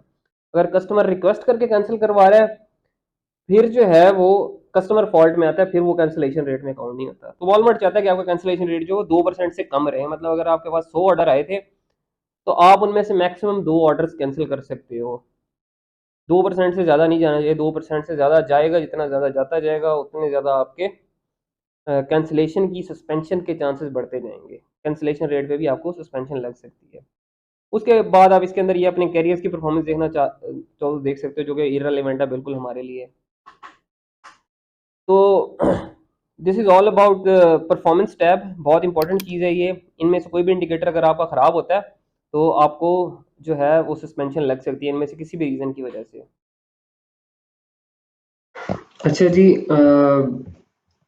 परफॉर्मेंस वाले टैब के बाद आपके पास आता है ग्रोथ अपॉर्चुनिटीज़ का टैब। ग्रोथ अपॉर्चुनिटीज़ के टैब बेसिकली ड्रॉप शिपिंग वालों के लिए मतलब इरेलीवेंट ही चीज़ है, लेकिन मैं फिर भी थोड़ा सा ओवरव्यू इसका दे देता हूँ कि इसके अंदर आप अपना लिस्टिंग क्वालिटी स्कोर इंप्रूव कर सकते हो। ये बेसिकली कुछ रिक्वायरमेंट्स होती हैं आपको प्रो सेलर बनाने के लिए। प्रो सेलर वॉलमार्ट पे एक किस्म का बैज है जो आपको मिलता है, और उसकी कुछ आप वॉलमार्ट आपको बाय बॉक्स पे प्रेफरेंस देगा अगर आपके पास वो होगा। और आजकल वॉलमार्ट कुछ डिस्काउंट्स भी ऑफर कर रहा है। जिसके पास प्रो सेलर रैंक है उसको वॉलमार्ट जो है अपनी रेफरल फ़ी के अंदर, जो वॉलमार्ट 15% हमारे से चार्ज करता है, उसके अंदर वॉलमार्ट जो है वो आपको डिस्काउंट दे रहा है प्रो सेलर्स को। लेकिन ज़ाहिर है वो ड्रॉप शिपिंग में अचीव करना ऑलमोस्ट नियर टू डिफ़िकल्ट हो गया अब। पहले वो बड़े इजीली हो जाता था, लेकिन अब रिक्वायरमेंट्स उसकी काफ़ी अपडेट कर दी हैं वॉलमार्ट ने, तो वो हमारे लिए बिल्कुल इरेलीवेंट चीज़ है। और हम उस डिस्काउंट की तरफ जाएंगे भी नहीं कि हम उस 5% या 10% डिस्काउंट की तरफ जाएं। हम ऑलरेडी बहुत अच्छे मार्जिन बना रहे होते हैं, तो हमें उसकी ज़रूरत नहीं है। और ड्रॉप शिपिंग वाले pro seller almost drop shipping वाले लिस्टिंग्स पे होते भी नहीं है, प्रो सेलर्स पहले हुआ करते थे। तो इधर से आप अपना लिस्टिंग क्वालिटी इंप्रूव कर सकते हो अगर करना चाहो तो। मतलब वॉलमार्ट आपको सजेशंस दे रहा होता है, जैसे इस लिस्टिंग की 42% लिस्टिंग है, 42% जो है लिस्टिंग क्वालिटी स्कोर है इसका। और वॉलमार्ट आप इसकी डिटेल में जाओगे तो वॉलमार्ट आपको बताएगा क्या क्या चीज़ें आपको इस लिस्टिंग पे करनी चाहिए जिससे आपका क्वालिटी इंप्रूव हो जाएगा। लेकिन क्योंकि हमारी अपनी लिस्टिंग तो होती नहीं है ये, तो अपनी लिस्टिंग हो तो बंदा इस पे काम भी करे। ये तो ऑलरेडी एग्जिस्टिंग लिस्टिंग के ऊपर हम लोग सेल कर रहे होते हैं, इसलिए हम इस पे काम नहीं करते। हमारा ओवरऑल जो लिस्टिंग क्वालिटी स्कोर है 83% है, विच इज़ क्वाइट गुड। और भी इम्प्रूव हो सकता है लेकिन हमें ज़रूरत नहीं है उसकी। उसके अलावा जो आपके अनपब्लिश आइटम्स हैं उनको शो करवाएगा, रीज़न शो करवाएगा क्यों है इधर अनपब्लिश्ड। रिव्यू एक्सेलरेटर प्रोग्राम होता है, वॉलमार्ट कहता है कि आप इस प्रोग्राम में एनरोल करो, तो आपके प्रोडक्ट्स के ऊपर वो कस्टमर्स को कहेगा कि भाई आप रिव्यू दें इसके ऊपर। तो वो हमारी तो प्रोडक्ट है ही नहीं, हमने क्यों लेने हैं रिव्यू उनके ऊपर, तो ये भी रेलिवेंट है। बाकी ये सारी चीज़ें भी ये मार्केटिंग से रिलेटेड है, कुछ SEM और सर्च इनसाइट्स वगैरह। तो ये हमारे काम का है नहीं बेसिकली। ये थोड़ा सा इसका ओवरव्यू है। अच्छा, इसके बाद जो है टैब है पेमेंट्स वाला। अच्छा, पेमेंट्स का हिसाब किताब वॉलमार्ट पे ये है कि वॉलमार्ट आपकी अमेजोन की तरह ही 14 दिन बाद आपको पेमेंट देता है। Her after every 14 days Tuesday वाले दिन वो आपको पेमेंट देगा। एक ट्यूसडे आप छोड़ के एक ट्यूसडे पे आपको पेमेंट मिलेगी। तो अब जैसे ये वाला आप पेमेंट स्टेटस देखें तो वो आपको बता रहा है कि आपको जनवरी 2 को पे होगा। अगर आप देखेंगे कैलेंडर वगैरह में तो ये जो है वो ट्यूसडे ही बन रहा होगा। अच्छा, अब एक चीज़ इसमें मैं आपको दिखाना चाहता हूँ, वो ये कि ये वाला स्टोर जो है वो डायरेक्ट ड्रॉप शिपिंग हो रही है, मैंने आपको बताया है। और ये काफ़ी पुराना स्टोर है, 1.5 साल से इसके ऊपर direct Walmart to Walmart drop shipping हो रही है। अब आप देखेंगे मैंने आपको बताया कि 14 डेज बाद आपको वॉलमार्ट पे करता है, लेकिन ये वाले स्टोर पे हमें वॉलमार्ट डेली पे कर रहा है। मतलब कि ऑलमोस्ट जितना भी बैलेंस बन रहा होता है उसमें से कुछ ना कुछ वो हमें डेली बेसिस पे करता है। उसकी क्या रीज़न है? उसकी रीज़न ये है कि हम लोगों ने इसकी परफॉर्मेंस बड़ी अच्छी मेंटेन की हुई है। स्टोर की हेल्थ बहुत अच्छी है। देखिए उसने हमें ऑप्शन दिया, ये सारे स्टोर्स पे नहीं होता गेट पेड अर्ली, उन्हीं स्टोर्स पे होता है जिनकी परफॉर्मेंस बहुत अच्छी होती है, जो वॉलमार्ट की गुड बुक्स में होते हैं। तो अब आप ये देखें, मैं आपको दिखाता हूँ। ये देखें, हमें ऑलमोस्ट रोजाना ही 19 तारीख को हमें पे आउट आया $700 का, 20 तारीख को $500 का आया, फिर 22 को $500 का आया, 24 को $500 का आया। तो ऑलमोस्ट हमें डेली बेसिस पे वॉलमार्ट पे कर रहा है ड्यू टू गुड परफॉर्मेंस। तो अगर आप और ये सारा कुछ डायरेक्ट ड्रॉप शिपिंग के होते हुए, तो जो मॉडल हम लोग फॉलो कर रहे हैं, अगर आप फॉलो करेंगे तो इंशाल्लाह आपके स्टोर्स पे भी ऐसे ही डेली के डेली पे आउट्स रहेंगे। तो ये बहुत एक अच्छी चीज़ है अगर आपको डेली पे आउट्स मिलने लग जाएं तो। अच्छा, अगर आपका कोई स्टोर नया है, इसके ऊपर देखिए हर 14 डेज के बाद पेमेंट तो आनी ही आनी है। अगर डेली पे आउट्स नहीं भी आएंगे तो नॉर्मल स्टोर से भी 14 डेज बाद तो आ रही होती है।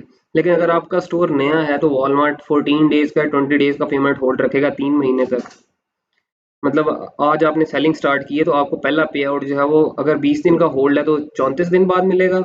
अगर 14 दिन का होल्ड है तो आपको 28 दिन बाद आपका पहला पे आउट मिलेगा। और इस तरह आपके हर दफ़ा पिछले 14 दिन की पेमेंट या 20 दिन की पेमेंट हमेशा होल्ड पे रखेगा वॉलमार्ट।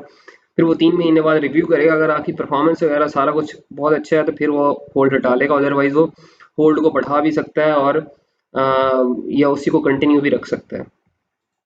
सही है जी। इसके अलावा पेमेंट पे होल्ड लग सकता है आपकी बुरी परफॉर्मेंस की वजह से, कि आपकी परफॉर्मेंस कुछ ख़राब है तो वॉलमार्ट आपकी पेमेंट पे होल्ड लगा देगा due to certain risk indicators, या कुछ ऐसा चीज़ वॉलमार्ट आपके स्टोर पे देखता है जो उसको सस्पिशियस लगती है तो उसकी वजह से भी लगा सकता है पेमेंट होल्ड। तो ये कुछ पेमेंट के बारे में चीज़ें थी। पेमेंट वॉलमार्ट से आप दो पेमेंट मेथड हैं, पेमेंट गेटवेज हैं मेनली। एक पेनीर है जो इस स्टोर के ऊपर भी आप देखें अटैच हुआ हुआ है। दूसरा जो है वो आपका हाइपर वॉलेट है। पे नहीं या हाइपर वॉलेट के थ्रू ले सकते हो अगर आप यूएस के सेलर हो। अगर आप चाइना के सेलर हो तो आपके पास एक और ऑप्शन देता है वॉलमार्ट पिंग पोंग का। वो एक चाइनीज गेटवे है पिंग पोंग, उससे भी आपको जो है मिल सकता है, पेमेंट ले सकते हो आप अगर आप एक चाइनीज सेलर हो तो जी ये है। फाइल सेंटर में आपको कुछ हेल्पिंग मटेरियल मिल जाएगा आपका, अगर आपको चाहिए तो this is all about the tab. उसके बाद डब्ल्यू एफ एस से रिलेटेड कुछ चीज़ें हैं, ये सारे डब्ल्यू एफ एस से रिलेटेड है, ये मैं एक अलग वीडियो में एक्सप्लेन करूंगा इंशाल्लाह। अच्छा, अब ज़रा आ जाते हैं ऊपर वाले टैब पे। इसको देखते हैं। अच्छा, ऊपर जो सबसे इम्पोर्टेंट चीज़ है वो है आपका इनबॉक्स, कि आपको कस्टमर्स के क्या मैसेजेस आ रहे हैं और आपने उनको रिप्लाई कैसे करना है। Basically all about customer support इधर आएगा। हर कस्टमर आपसे, अगर कस्टमर ऑर्डर कैंसिल करना चाहता है या अपने ऑर्डर से रिलेटेड कुछ पूछना चाहता है तो वो आपको जो ईमेल्स करेगा वो आपको इधर इनबॉक्स में शो होंगे। आपने विद इन 48 आवर्स हर किसी को रिप्लाई करना है उसका। उसके बाद आपके पास सेटिंग का टैब आता है। सेटिंग में आपकी कंपनी इन्फॉर्मेशन और ये शिपिंग, आपने शिपिंग टेम्पलेट से सेट करनी है, उनसे रिलेटेड सारा कुछ। आपने अपने डेज ऑफ करने हैं मिसाल के तौर पे, तो आप इधर से अपना शिपिंग इन्फो में आएंगे और इधर से आके आप अपने डेज वगैरह ऑफ करेंगे। अगर आप, ये मेरे पास है सेकेंडरी एक्सेस।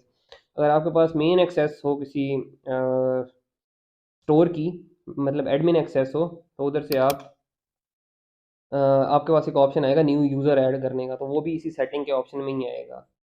तो कई दफ़ा जब आप किसी से स्टोर परचेज़ कर रहे होते हो, सॉरी परचेज, आपको कोई स्टोर दे रहा हो, आप एक्सेस देना चाहता है चाइल्ड एक्सेस, तो जो बंदे होते हैं जिन्होंने आपको देनी होती है, यूएस का कोई क्लाइंट है या कहीं का भी क्लाइंट है, उसको पता नहीं होता कि नया यूज़र कहाँ से ऐड करना है। अगर वो आपसे पूछ ले कि भाई मैं आपको कहाँ से ऐड करूँ एज अ न्यू यूज़र, तो आप उसको कहेंगे कि सेटिंग के टैब में जाए और इधर आगे कहीं उसके पास यूज़र मैनेजमेंट का एक ऑप्शन आएगा, उसमें जाकर वो आपकी ईमेल ऐड कर देगा। तो आपका सेलर सेंटर क्रिएट हो जाएगा सेकेंडरी एक्सेस वाला। अगर वो मेन एक्सेस आपको देना चाहे तो वो भी दे सकता है, एडमिन एक्सेस। उसके पास ऑप्शन होता है कि वो आपको रीड एंड राइट की एक्सेस देगा, व्यू ओनली की एक्सेस देगा, या फिर एडमिन की एक्सेस देगा। और जो भी एक्सेस आपको देना चाहे तो दे। अब नॉर्मली हम एज अ वी जब काम करते हैं तो रीड एंड राइट की एक्सेस ही लेते हैं। अच्छा, तो ये मैं बता रहा था कि डेज ऑफ कैसे करने हैं। अच्छा, अब मैंने एक चीज़ ऑन टाइम डिलीवरी में मेंशन की थी कि आपने अगर अपना डिलीवरी टाइम बढ़ाना हो ताकि आपकी ऑन टाइम डिलीवरी इम्पेक्ट ना हो और ड्रॉप शिपिंग में वैसे भी आपके लिए एक दिन में ऑर्डर फुलफिल करना बहुत मुश्किल हो जाता है। आपको कुछ टाइम चाहिए, वो सेफ्टी के लिए भी और वैसे भी ऑर्डर फुलफिल अगर सारा कुछ सही भी है तब भी ऑर्डर फुलफिल करने के लिए आपको कुछ ना कुछ टाइम चाहिए होता है ड्रॉप शिपिंग में। तो आप टाइम इंक्रीज ऐसे करते हो कि आप इधर आते हो, एडिशनल डेज ऑफ का एक ऑप्शन आता है आपके पास शिपिंग टेम्पलेट्स में। इधर से आप, जैसे आज इधर 26 तारीख है, मेरा 27 और 28 ऑफ है, तो मुझे अब जो भी नया ऑर्डर आएगा ना, उसकी जो शिपिंग डेट देगा वॉलमार्ट मुझे कि आपने इस तारीख से पहले पहले शिप करना है, वो 29 आएगी। अगर मेरे डेज ऑफ ना होते तो मुझे आज 26 को आता, तो शायद छब्बीस की सुबह को अगर आता, तो 26 की शाम को वॉलमार्ट मुझे कहता है कि इसको आपने 26 को ही फुलफिल करना है। तो मुश्किल हो जाता है हमारे लिए। अब आप इधर से जितने भी दिन करना चाहें कर सकते हैं, लेकिन ट्राई करेंगे कम से कम करें दिन, ताकि आप, एक वॉलमार्ट पे सस्पेंशन लगती है इसी की एडिशनल डेज ऑफ की वजह से, या उसको ईडीडी भी कहते हैं, एस्टिमेटेड डिलीवरी डेट के सस्पेंशन। तो वो अगर आप ज़्यादा दिन ऑफ करेंगे और कंटिन्यूसली करेंगे तो वो आपको उसके सस्पेंशन लग सकती है। तो इसलिए ट्राई करेंगे कम से कम डेज़ ऑफ करें। इधर से इनको जो भी डेज़ ऑफ करने हैं उन पे क्लिक करके इधर सेव कर देंगे, तो उतने डेज़ ऑफ हो जाएंगे। और फिर उसके बाद जो भी आपको नया ऑर्डर आएगा, वो जो है आपको 5 जितने भी आपने दिन डिसाइड किए होंगे उतने दिनों के बाद ही आपको शिप करने का रहेगा वॉलमार्ट। सही है जी। तो ये एक तरीका है आप अपना शिपिंग और हैंडलिंग टाइम बढ़ाने का। ये आपको सेटिंग में से, उसके अलावा अच्छा, ये सेटिंग का टैब है। उसके अलावा इधर सेटिंग में ये जेनेरिक सी चीज़ें हैं जो आपके काम की नहीं है, ज़ाहिरा उसके काम की हो सकती हैं। जो आपका एडमिन एक्सेस वाला है, उसने अपनी कोई चीज़ अपडेट करनी है, फाइनेंशियल सेटिंग्स में से पेमेंट इन्फो वगैरह करनी है, या कोई और चीज़ जैसे बिलिंग सर्विस अपडेट करना चाह रहा है, वो अपनी ये टैक्स प्रोफाइल अपडेट करना चाह रहा है, तो वो कर सकता है। आपके काम की जो 2-3 चीज़ें थी वो वही थी कि ये एक तो शिपिंग टेम्पलेट वाला जो मैंने बताया, और दूसरा यूज़र मैनेजमेंट का। तो ये शिप हो गया। उसके बाद अगर आपको कोई चीज़, आपने कोई नया केस ओपन करना है वॉलमार्ट पे, मतलब आपके सेलर सेंटर पे कोई मसला आ रहा है, आपका अकाउंट सस्पेंड हो गया, तो आपने केस ओपन करना है, तो हेल्प पे आप आओगे।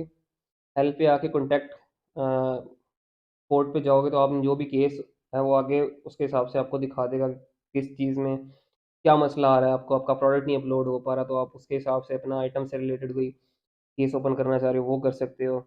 या आपने ऑलरेडी जो केसेस क्रिएट किए हुए हैं उनका स्टेटस देना चाहते हो, तो केस हिस्ट्री पे क्लिक करके दे सकते हो। या आपको कोई वॉलमार्ट पे चीज़ नहीं समझ आ रही, आप वॉलमार्ट का जो पार्टनर हेल्प है उधर जाके उस चीज़ को सर्च करके उसके बारे में पढ़ सकते हो अगर पढ़ना चाहो तो। या वॉलमार्ट की सपोर्ट से बात करना चाहते हो, तब भी इधर कॉन्टैक्ट सपोर्ट पे आओगे तो लाइव चैट आपके पास ऑप्शंस आ जाएंगे, जो भी आपका इशू होगा उसके हिसाब से। तो ये हेल्प वाले में आएगा। उसके बाद नोटिफिकेशंस हैं, ये कोई खास वॉलमार्ट इस पे नोटिफिकेशन नहीं भेजता, ज़्यादा नोटिफिकेशन इधर यही आते हैं कि आप की सेलिंग लिमिट इंक्रीज हो गई या डिक्रीज हो गई। हर महीने वॉलमार्ट परफॉर्मेंस के हिसाब से आपकी सेलिंग लिमिट इंक्रीज डिक्रीज करता है, तो उसके नोटिफिकेशन ही मोस्टली इधर आ रहे होते हैं। बाकी इसमें ऐसा बाकी नहीं आ रहा होता। उसके बाद है वॉलमार्ट बता रहा है कि आप कौन सी मार्केट में आप सेल कर रहे हो, अभी यूएस का है। और अगर आप इधर से किसी और मार्केट में आप सेल करना चाह रहे हो, तो आप अपनी एडमिन एक्सेस से इधर नई मार्केट भी ऐड कर सकते हो। कनाडा में करना चाह रहे हो तो एडमिन एक्सेस पे जाके इधर ऐड न्यू मार्केट्स में जाके कनाडा पे क्लिक करोगे, तो आपसे जो जो इन्फॉर्मेशन मांगेगा वो पुट करोगे, तो आप कनाडा में सेल कर सकते हो, और मेरे ख्याल में मैक्सिको में भी कर सकते हो ऐसे ही। ये उस है बस। उसके बाद ये इधर से आप लॉग आउट करना चाहो तो कर सकते हो, अपना पासवर्ड वगैरह चेंज करना चाहो कुछ, तो वो कर सकते हो। तो ये जी अपर टैम है। बिजमेंट और है, इसमें वो वॉलमार्ट आपको सजेशंस देता है कि आप ये फुलफिल विद वॉलमार्ट कर लें, बाय बॉक्स प्राइसेस को मैच करें, ये वो ऐसी चीज़ें सजेशंस दे रहा होता है, जो कि अगेन ड्रॉप शिपिंग के लिए इतना ज़्यादा कोई फ़ायदा नहीं है इसका। तो जी that's all about the Walmart seller centre. Walmart के सेलर सेंटर में जो जो चीज़ें थी वो आपके लिए जो ज़रूरी थी वो मैंने एक्सप्लेन कर दी है। अगर इसके अलावा आप लोगों ने इसमें से कुछ आपको लगता है कि मुझे एक्सप्लेन करना चाहिए, तो आप कमेंट्स में बताइएगा ज़रूर, तो मैं उसके ऊपर भी इंशाल्लाह एक वीडियो बना दूंगा। तो अब हम चलते हैं अपना कि हमने आइटम कैसे अपलोड करना है वॉलमार्ट पे।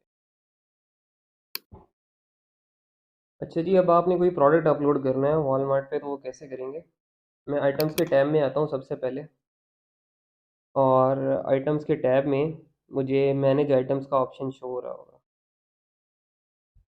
ये मैनेज आइटम्स का ऑप्शन आ गया। इस मैनेज आइटम के ऑप्शन पे मैं क्लिक करूँगा। इधर अब मेरे पास ऑप्शन आ रहा है कि आप आइटम ऐड करना चाह रहे हो, किसी ऑलरेडी एग्जिस्टिंग आइटम को अपडेट करना चाह रहे हो, या जो आइटम्स हैं वो डब्ल्यू एफ एस के लिए, वो डब्ल्यू एफ एस के थ्रू उनको फुलफिल करना चाह रहे हो। मैंने अभी आइटम ऐड करना है तो मैं ऐड आइटम करूँगा इधर। अच्छा, अब उसके बाद मुझे ये ऑप्शन दे रहा है 3, वो कह रहा है कि अपलोड अ स्प्रेडशीट। वॉलमार्ट की स्प्रेडशीट आइटम अपलोड की टेम्पलेट्स बनी हुई हैं, ये इधर से आप डाउनलोड कर लोगे उसको। अगर आप उसमें सारा डाटा फिल करके करना चाहते हो तो वो आप ऐसे कर सकते हो, लेकिन ये रिकमेंडेड नहीं है for drop shipping me too listing. मतलब हम लोग तो ऑलरेडी एग्जिस्टिंग लिस्टिंग पे जाके बेचेंगे ना, उसको हम कहते हैं कि ये मी टू लिस्टिंग है।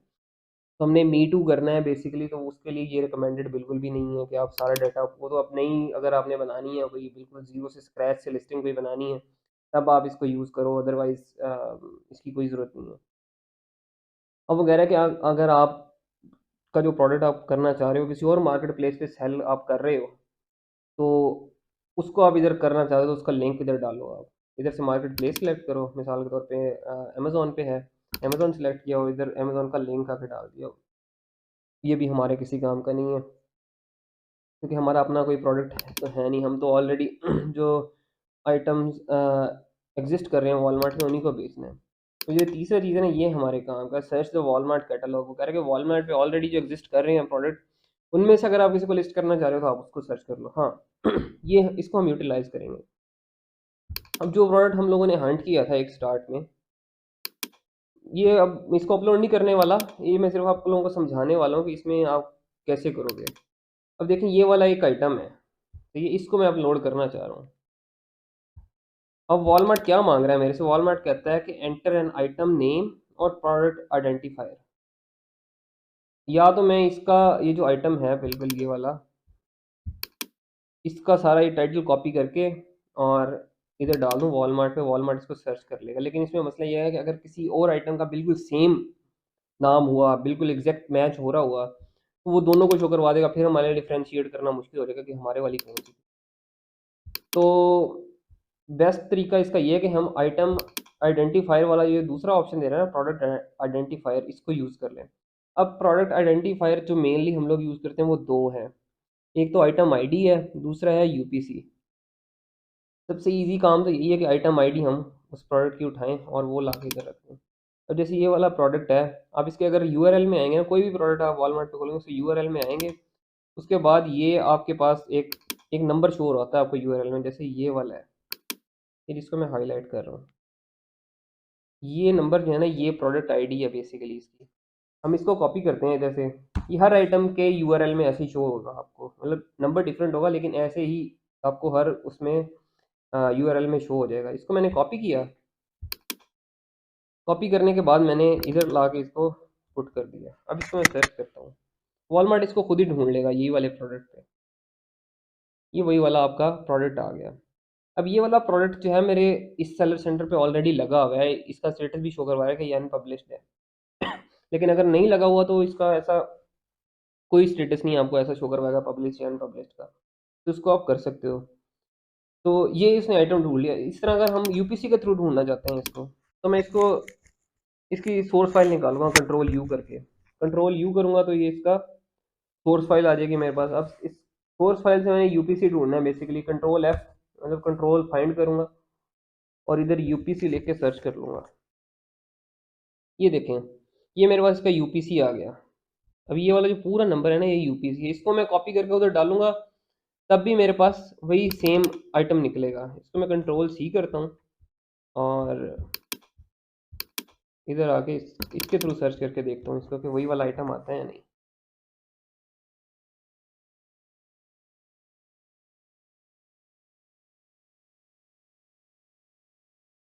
नेट थोड़ा स्लो है ये देखें, वही वाला सेम आइटम आ गया मेरे पास, अगर मैंने यूपीसी के थ्रू भी सर्च किया है।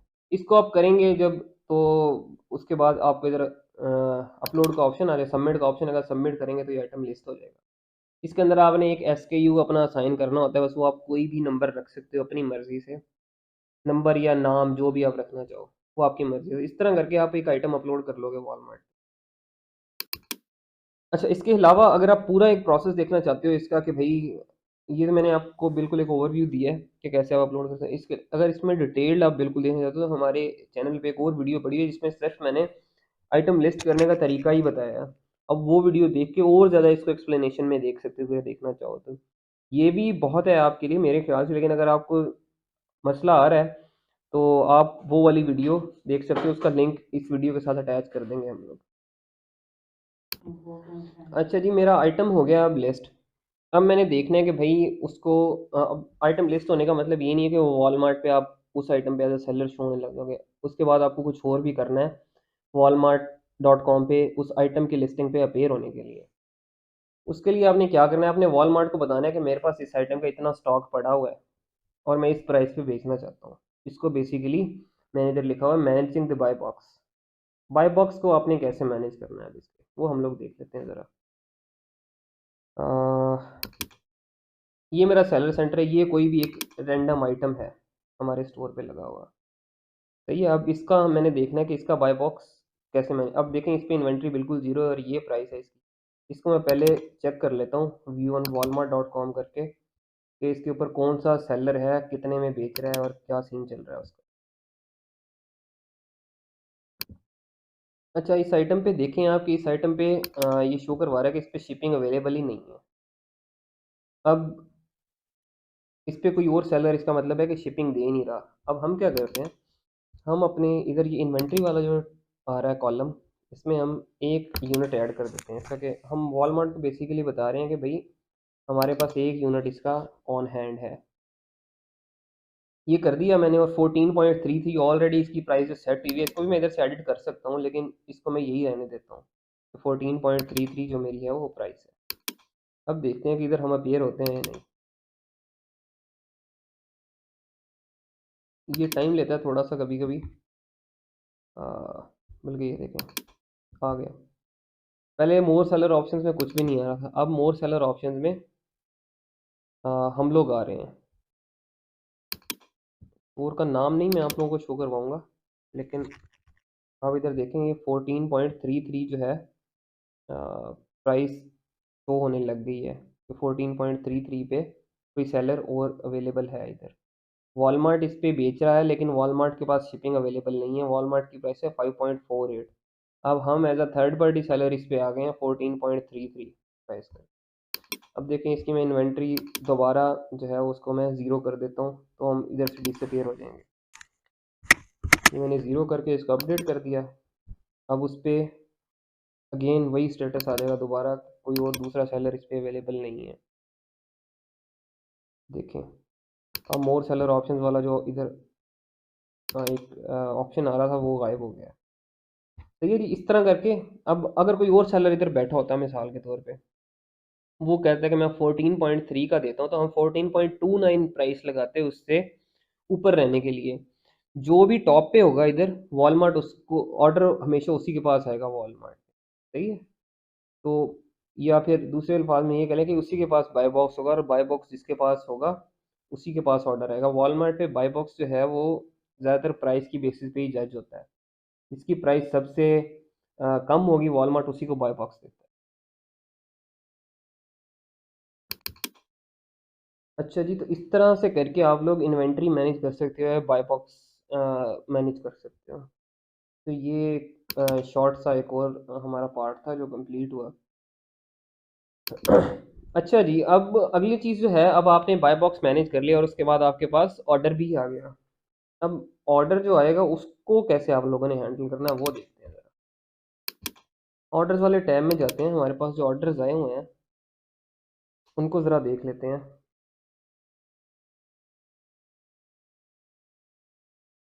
ये जी मेरे पास एक ऑर्डर आया हुआ है, इसको मैं ओपन कर लेता हूँ। अब देखें ये ऑर्डर के अंदर क्या क्या चीज़ें शो करवाता है वॉलमार्ट। ये ऑर्डर है आपके पास, ये आइटम का सारा डाटा शो करवा रहा है आपको। आपको शो करवा रहा है कि कब आया था, कब तक आपने शिप करना है और कब तक कस्टमर को मिलना चाहिए। मतलब शिप बाय डेट करवा रहे हो, deliver by date, fulfilled by seller, obviously उसके बाद कस्टमर की सारी डिटेल्स है, उसके बाद प्राइस है आइटम की सारी।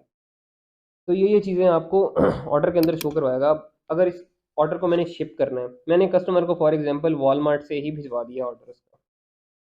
मेरे पास इस लिस्टिंग पे ऑर्डर आया था और मुझे पता था कि भाई किस लिस्टिंग पे जो है किस लिस्टिंग से मैंने कस्टमर को भेजने हैं। मैंने उधर से वॉलमार्ट पे ऑर्डर कर दिया कस्टमर के लिए, सारी डिटेल्स उठाई और कस्टमर के लिए ऑर्डर कर दिया और वो कस्टमर को चला गया।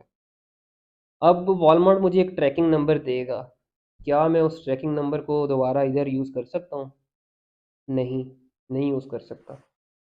उसकी रीज़न ये है, मैंने आपको बताया था परफॉर्मेंस वाले टैब में कि वैलिड ट्रैकिंग रेट आपका इम्पैक्ट हो जाएगा अगर ट्रैकिंग रिपीट होगी, क्योंकि वो वाली ट्रैकिंग जो वॉलमार्ट हमें दे रहा है वो तो ऑलरेडी walmart.com पे आई हुई है। अगर मैं भी इधर वही वाली ट्रैकिंग पुट कर दूंगा तो वो walmart.com पे रिपीट हो जाएगी।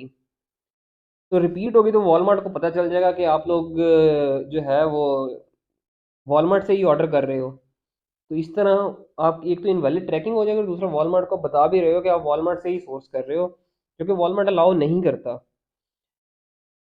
तो इस तरह से करके आपका ये ट्रैकिंग का मसला बन जाएगा। यही सबसे बड़ा मसला है इस Walmart to Walmart drop shipping वाले मेथड में। इसको कैटर कैसे करना है, ये जो आपको मैं चीज़ बताने लगा हूँ, इस चीज़ पे सारा मॉडल खड़ा है ये वाला। अच्छा, अब इसको कैटर करने के दो तीन तरीके हैं। एक तरीका तो ये है कि आप किसी वेबसाइट से कोई सस्ता सा प्रोडक्ट भिजवा दो कस्टमर को उसके ओरिजिनल प्रोडक्ट के अलावा। मतलब मुझे कस्टमर ने ये एक चीज़ ऑर्डर की है, लॉन्ड्री डिटर्जेंट। मैं कस्टमर को ये लॉन्ड्री डिटर्जेंट वॉलमार्ट से भिजवा दूँ और होम डिपोट से कोई आधे डॉलर का जो प्रोडक्ट मिल रहा हो जिस पे फ्री शिपिंग अवेलेबल हो वो भिजवा दूँ। कस्टमर को उसका ओरिजिनल प्रोडक्ट भी मिलेगा और वो जो एडिशनल प्रोडक्ट मैं होम डिपोट से भिजवा रहा हूँ वो भी मिलेगा, सेम एड्रेस पे सेम डिटेल्स पे। लेकिन अब मैं क्या करूँगा, मैं ट्रैकिंग उस वाले प्रोडक्ट की यूज़ कर लूँगा जो मैंने होम डिपोट से भिजवाया है। इस तरह वॉलमार्ट पे वो ट्रैकिंग रिपीट भी नहीं होगी, वो ट्रैकिंग स्कैनेबल भी होगी, वो उसी एड्रेस पे जारी होगी और आपकी वैलिड ट्रैकिंग रेट आपका इम्पैक्ट नहीं होगा उससे। सही है, ये सबसे सस्ता ऑप्शन है, सबसे रिलायबल ऑप्शन है। अगर आप ये नहीं कर सकते, मतलब आप ये चाह रहे हो कि यार होम डिपोट के पैकेज में जाएगा, कस्टमर मसला करेगा। नॉर्मली कस्टमर नहीं करता मसला, जब कस्टमर को उसका ओरिजिनल प्रोडक्ट मिल जाता है तो उसको कोई कंसर्न नहीं है कि आप ट्रैकिंग वैसे ही रेलिवेंट हो जाती है। आप सिर्फ वॉलमार्ट को राज़ी करने के लिए ट्रैकिंग नहीं, क्योंकि वॉलमार्ट को आप ट्रैकिंग दोगे तो वॉलमार्ट आपको पैसे देगा। लेकिन अब आपको चलो जी, आप कहते हो कि यार 100 में से 5 कस्टमर्स ऐसे कहेंगे तो मसला बन जाएगा। ठीक है भाई, मान लिया कि मसला बन जाएगा। अब दूसरा इसका सलूशन ये है कि आप कस्टमर को उसके ओरिजिनल प्रोडक्ट के अलावा एक थैंक यू कार्ड भेज दो। कस्टमर को कहो भाई thank you for purchasing, your order is on the way. ये जो वॉलमार्ट से आपको डिटेल मिल रही है उस थैंक यू कार्ड के ऊपर लिखो कि इस डेट को आपका ऑर्डर आपको मिल जाएगा। वो सारा कुछ लिख के कस्टमर को थैंक यू कार्ड भेज दो।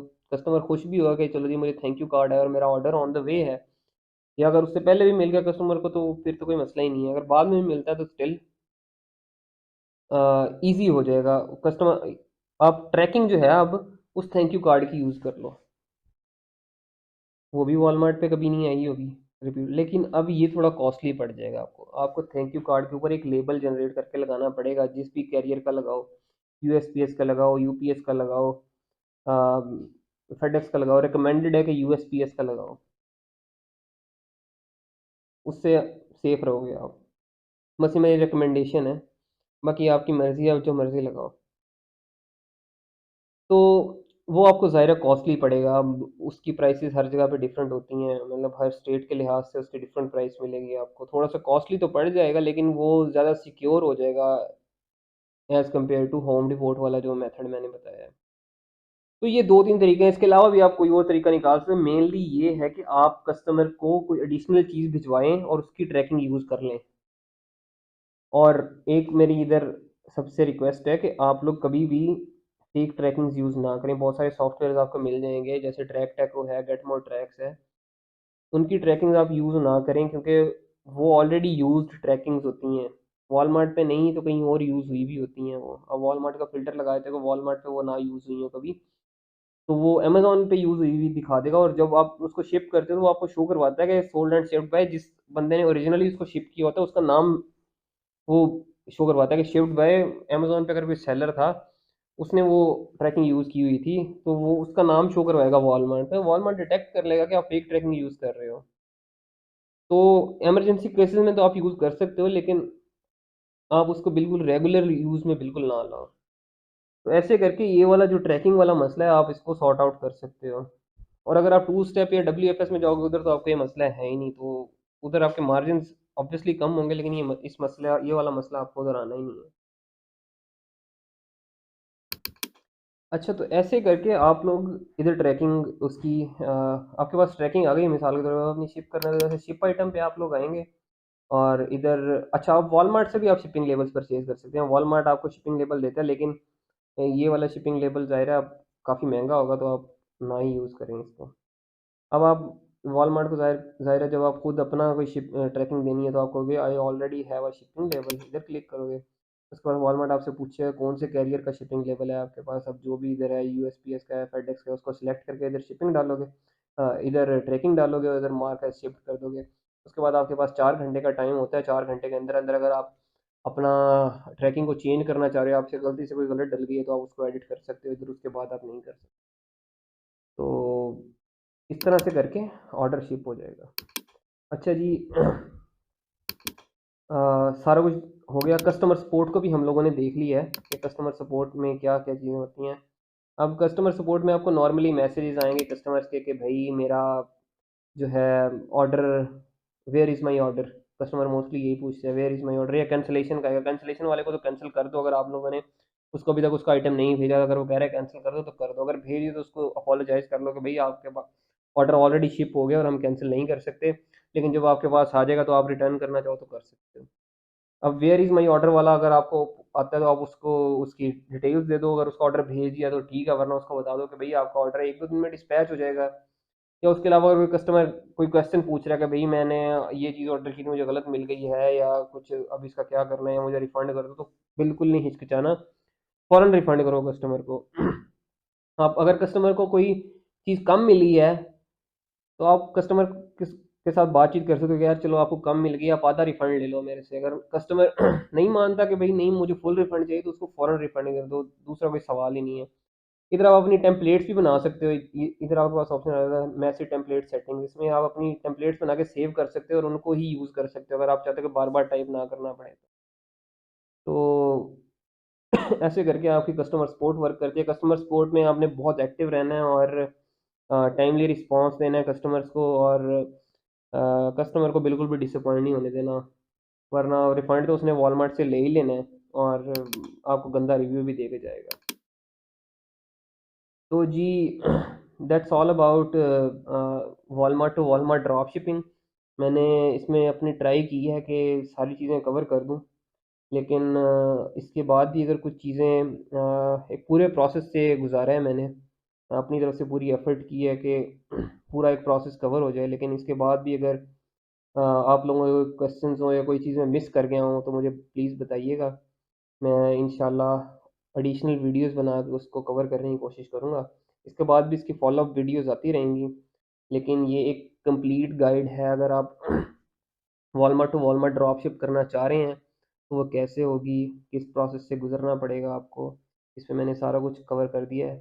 इंशाल्लाह अगर आपके और कोई क्वेश्चंस हैं तो कमेंट्स में प्लीज़ पूछिएगा, और उसकी मैं अकॉर्डिंगली उस पे वीडियोज़ बना दूँगा या आपको गाइड कर दूँगा। तो that's all from my side, signing off.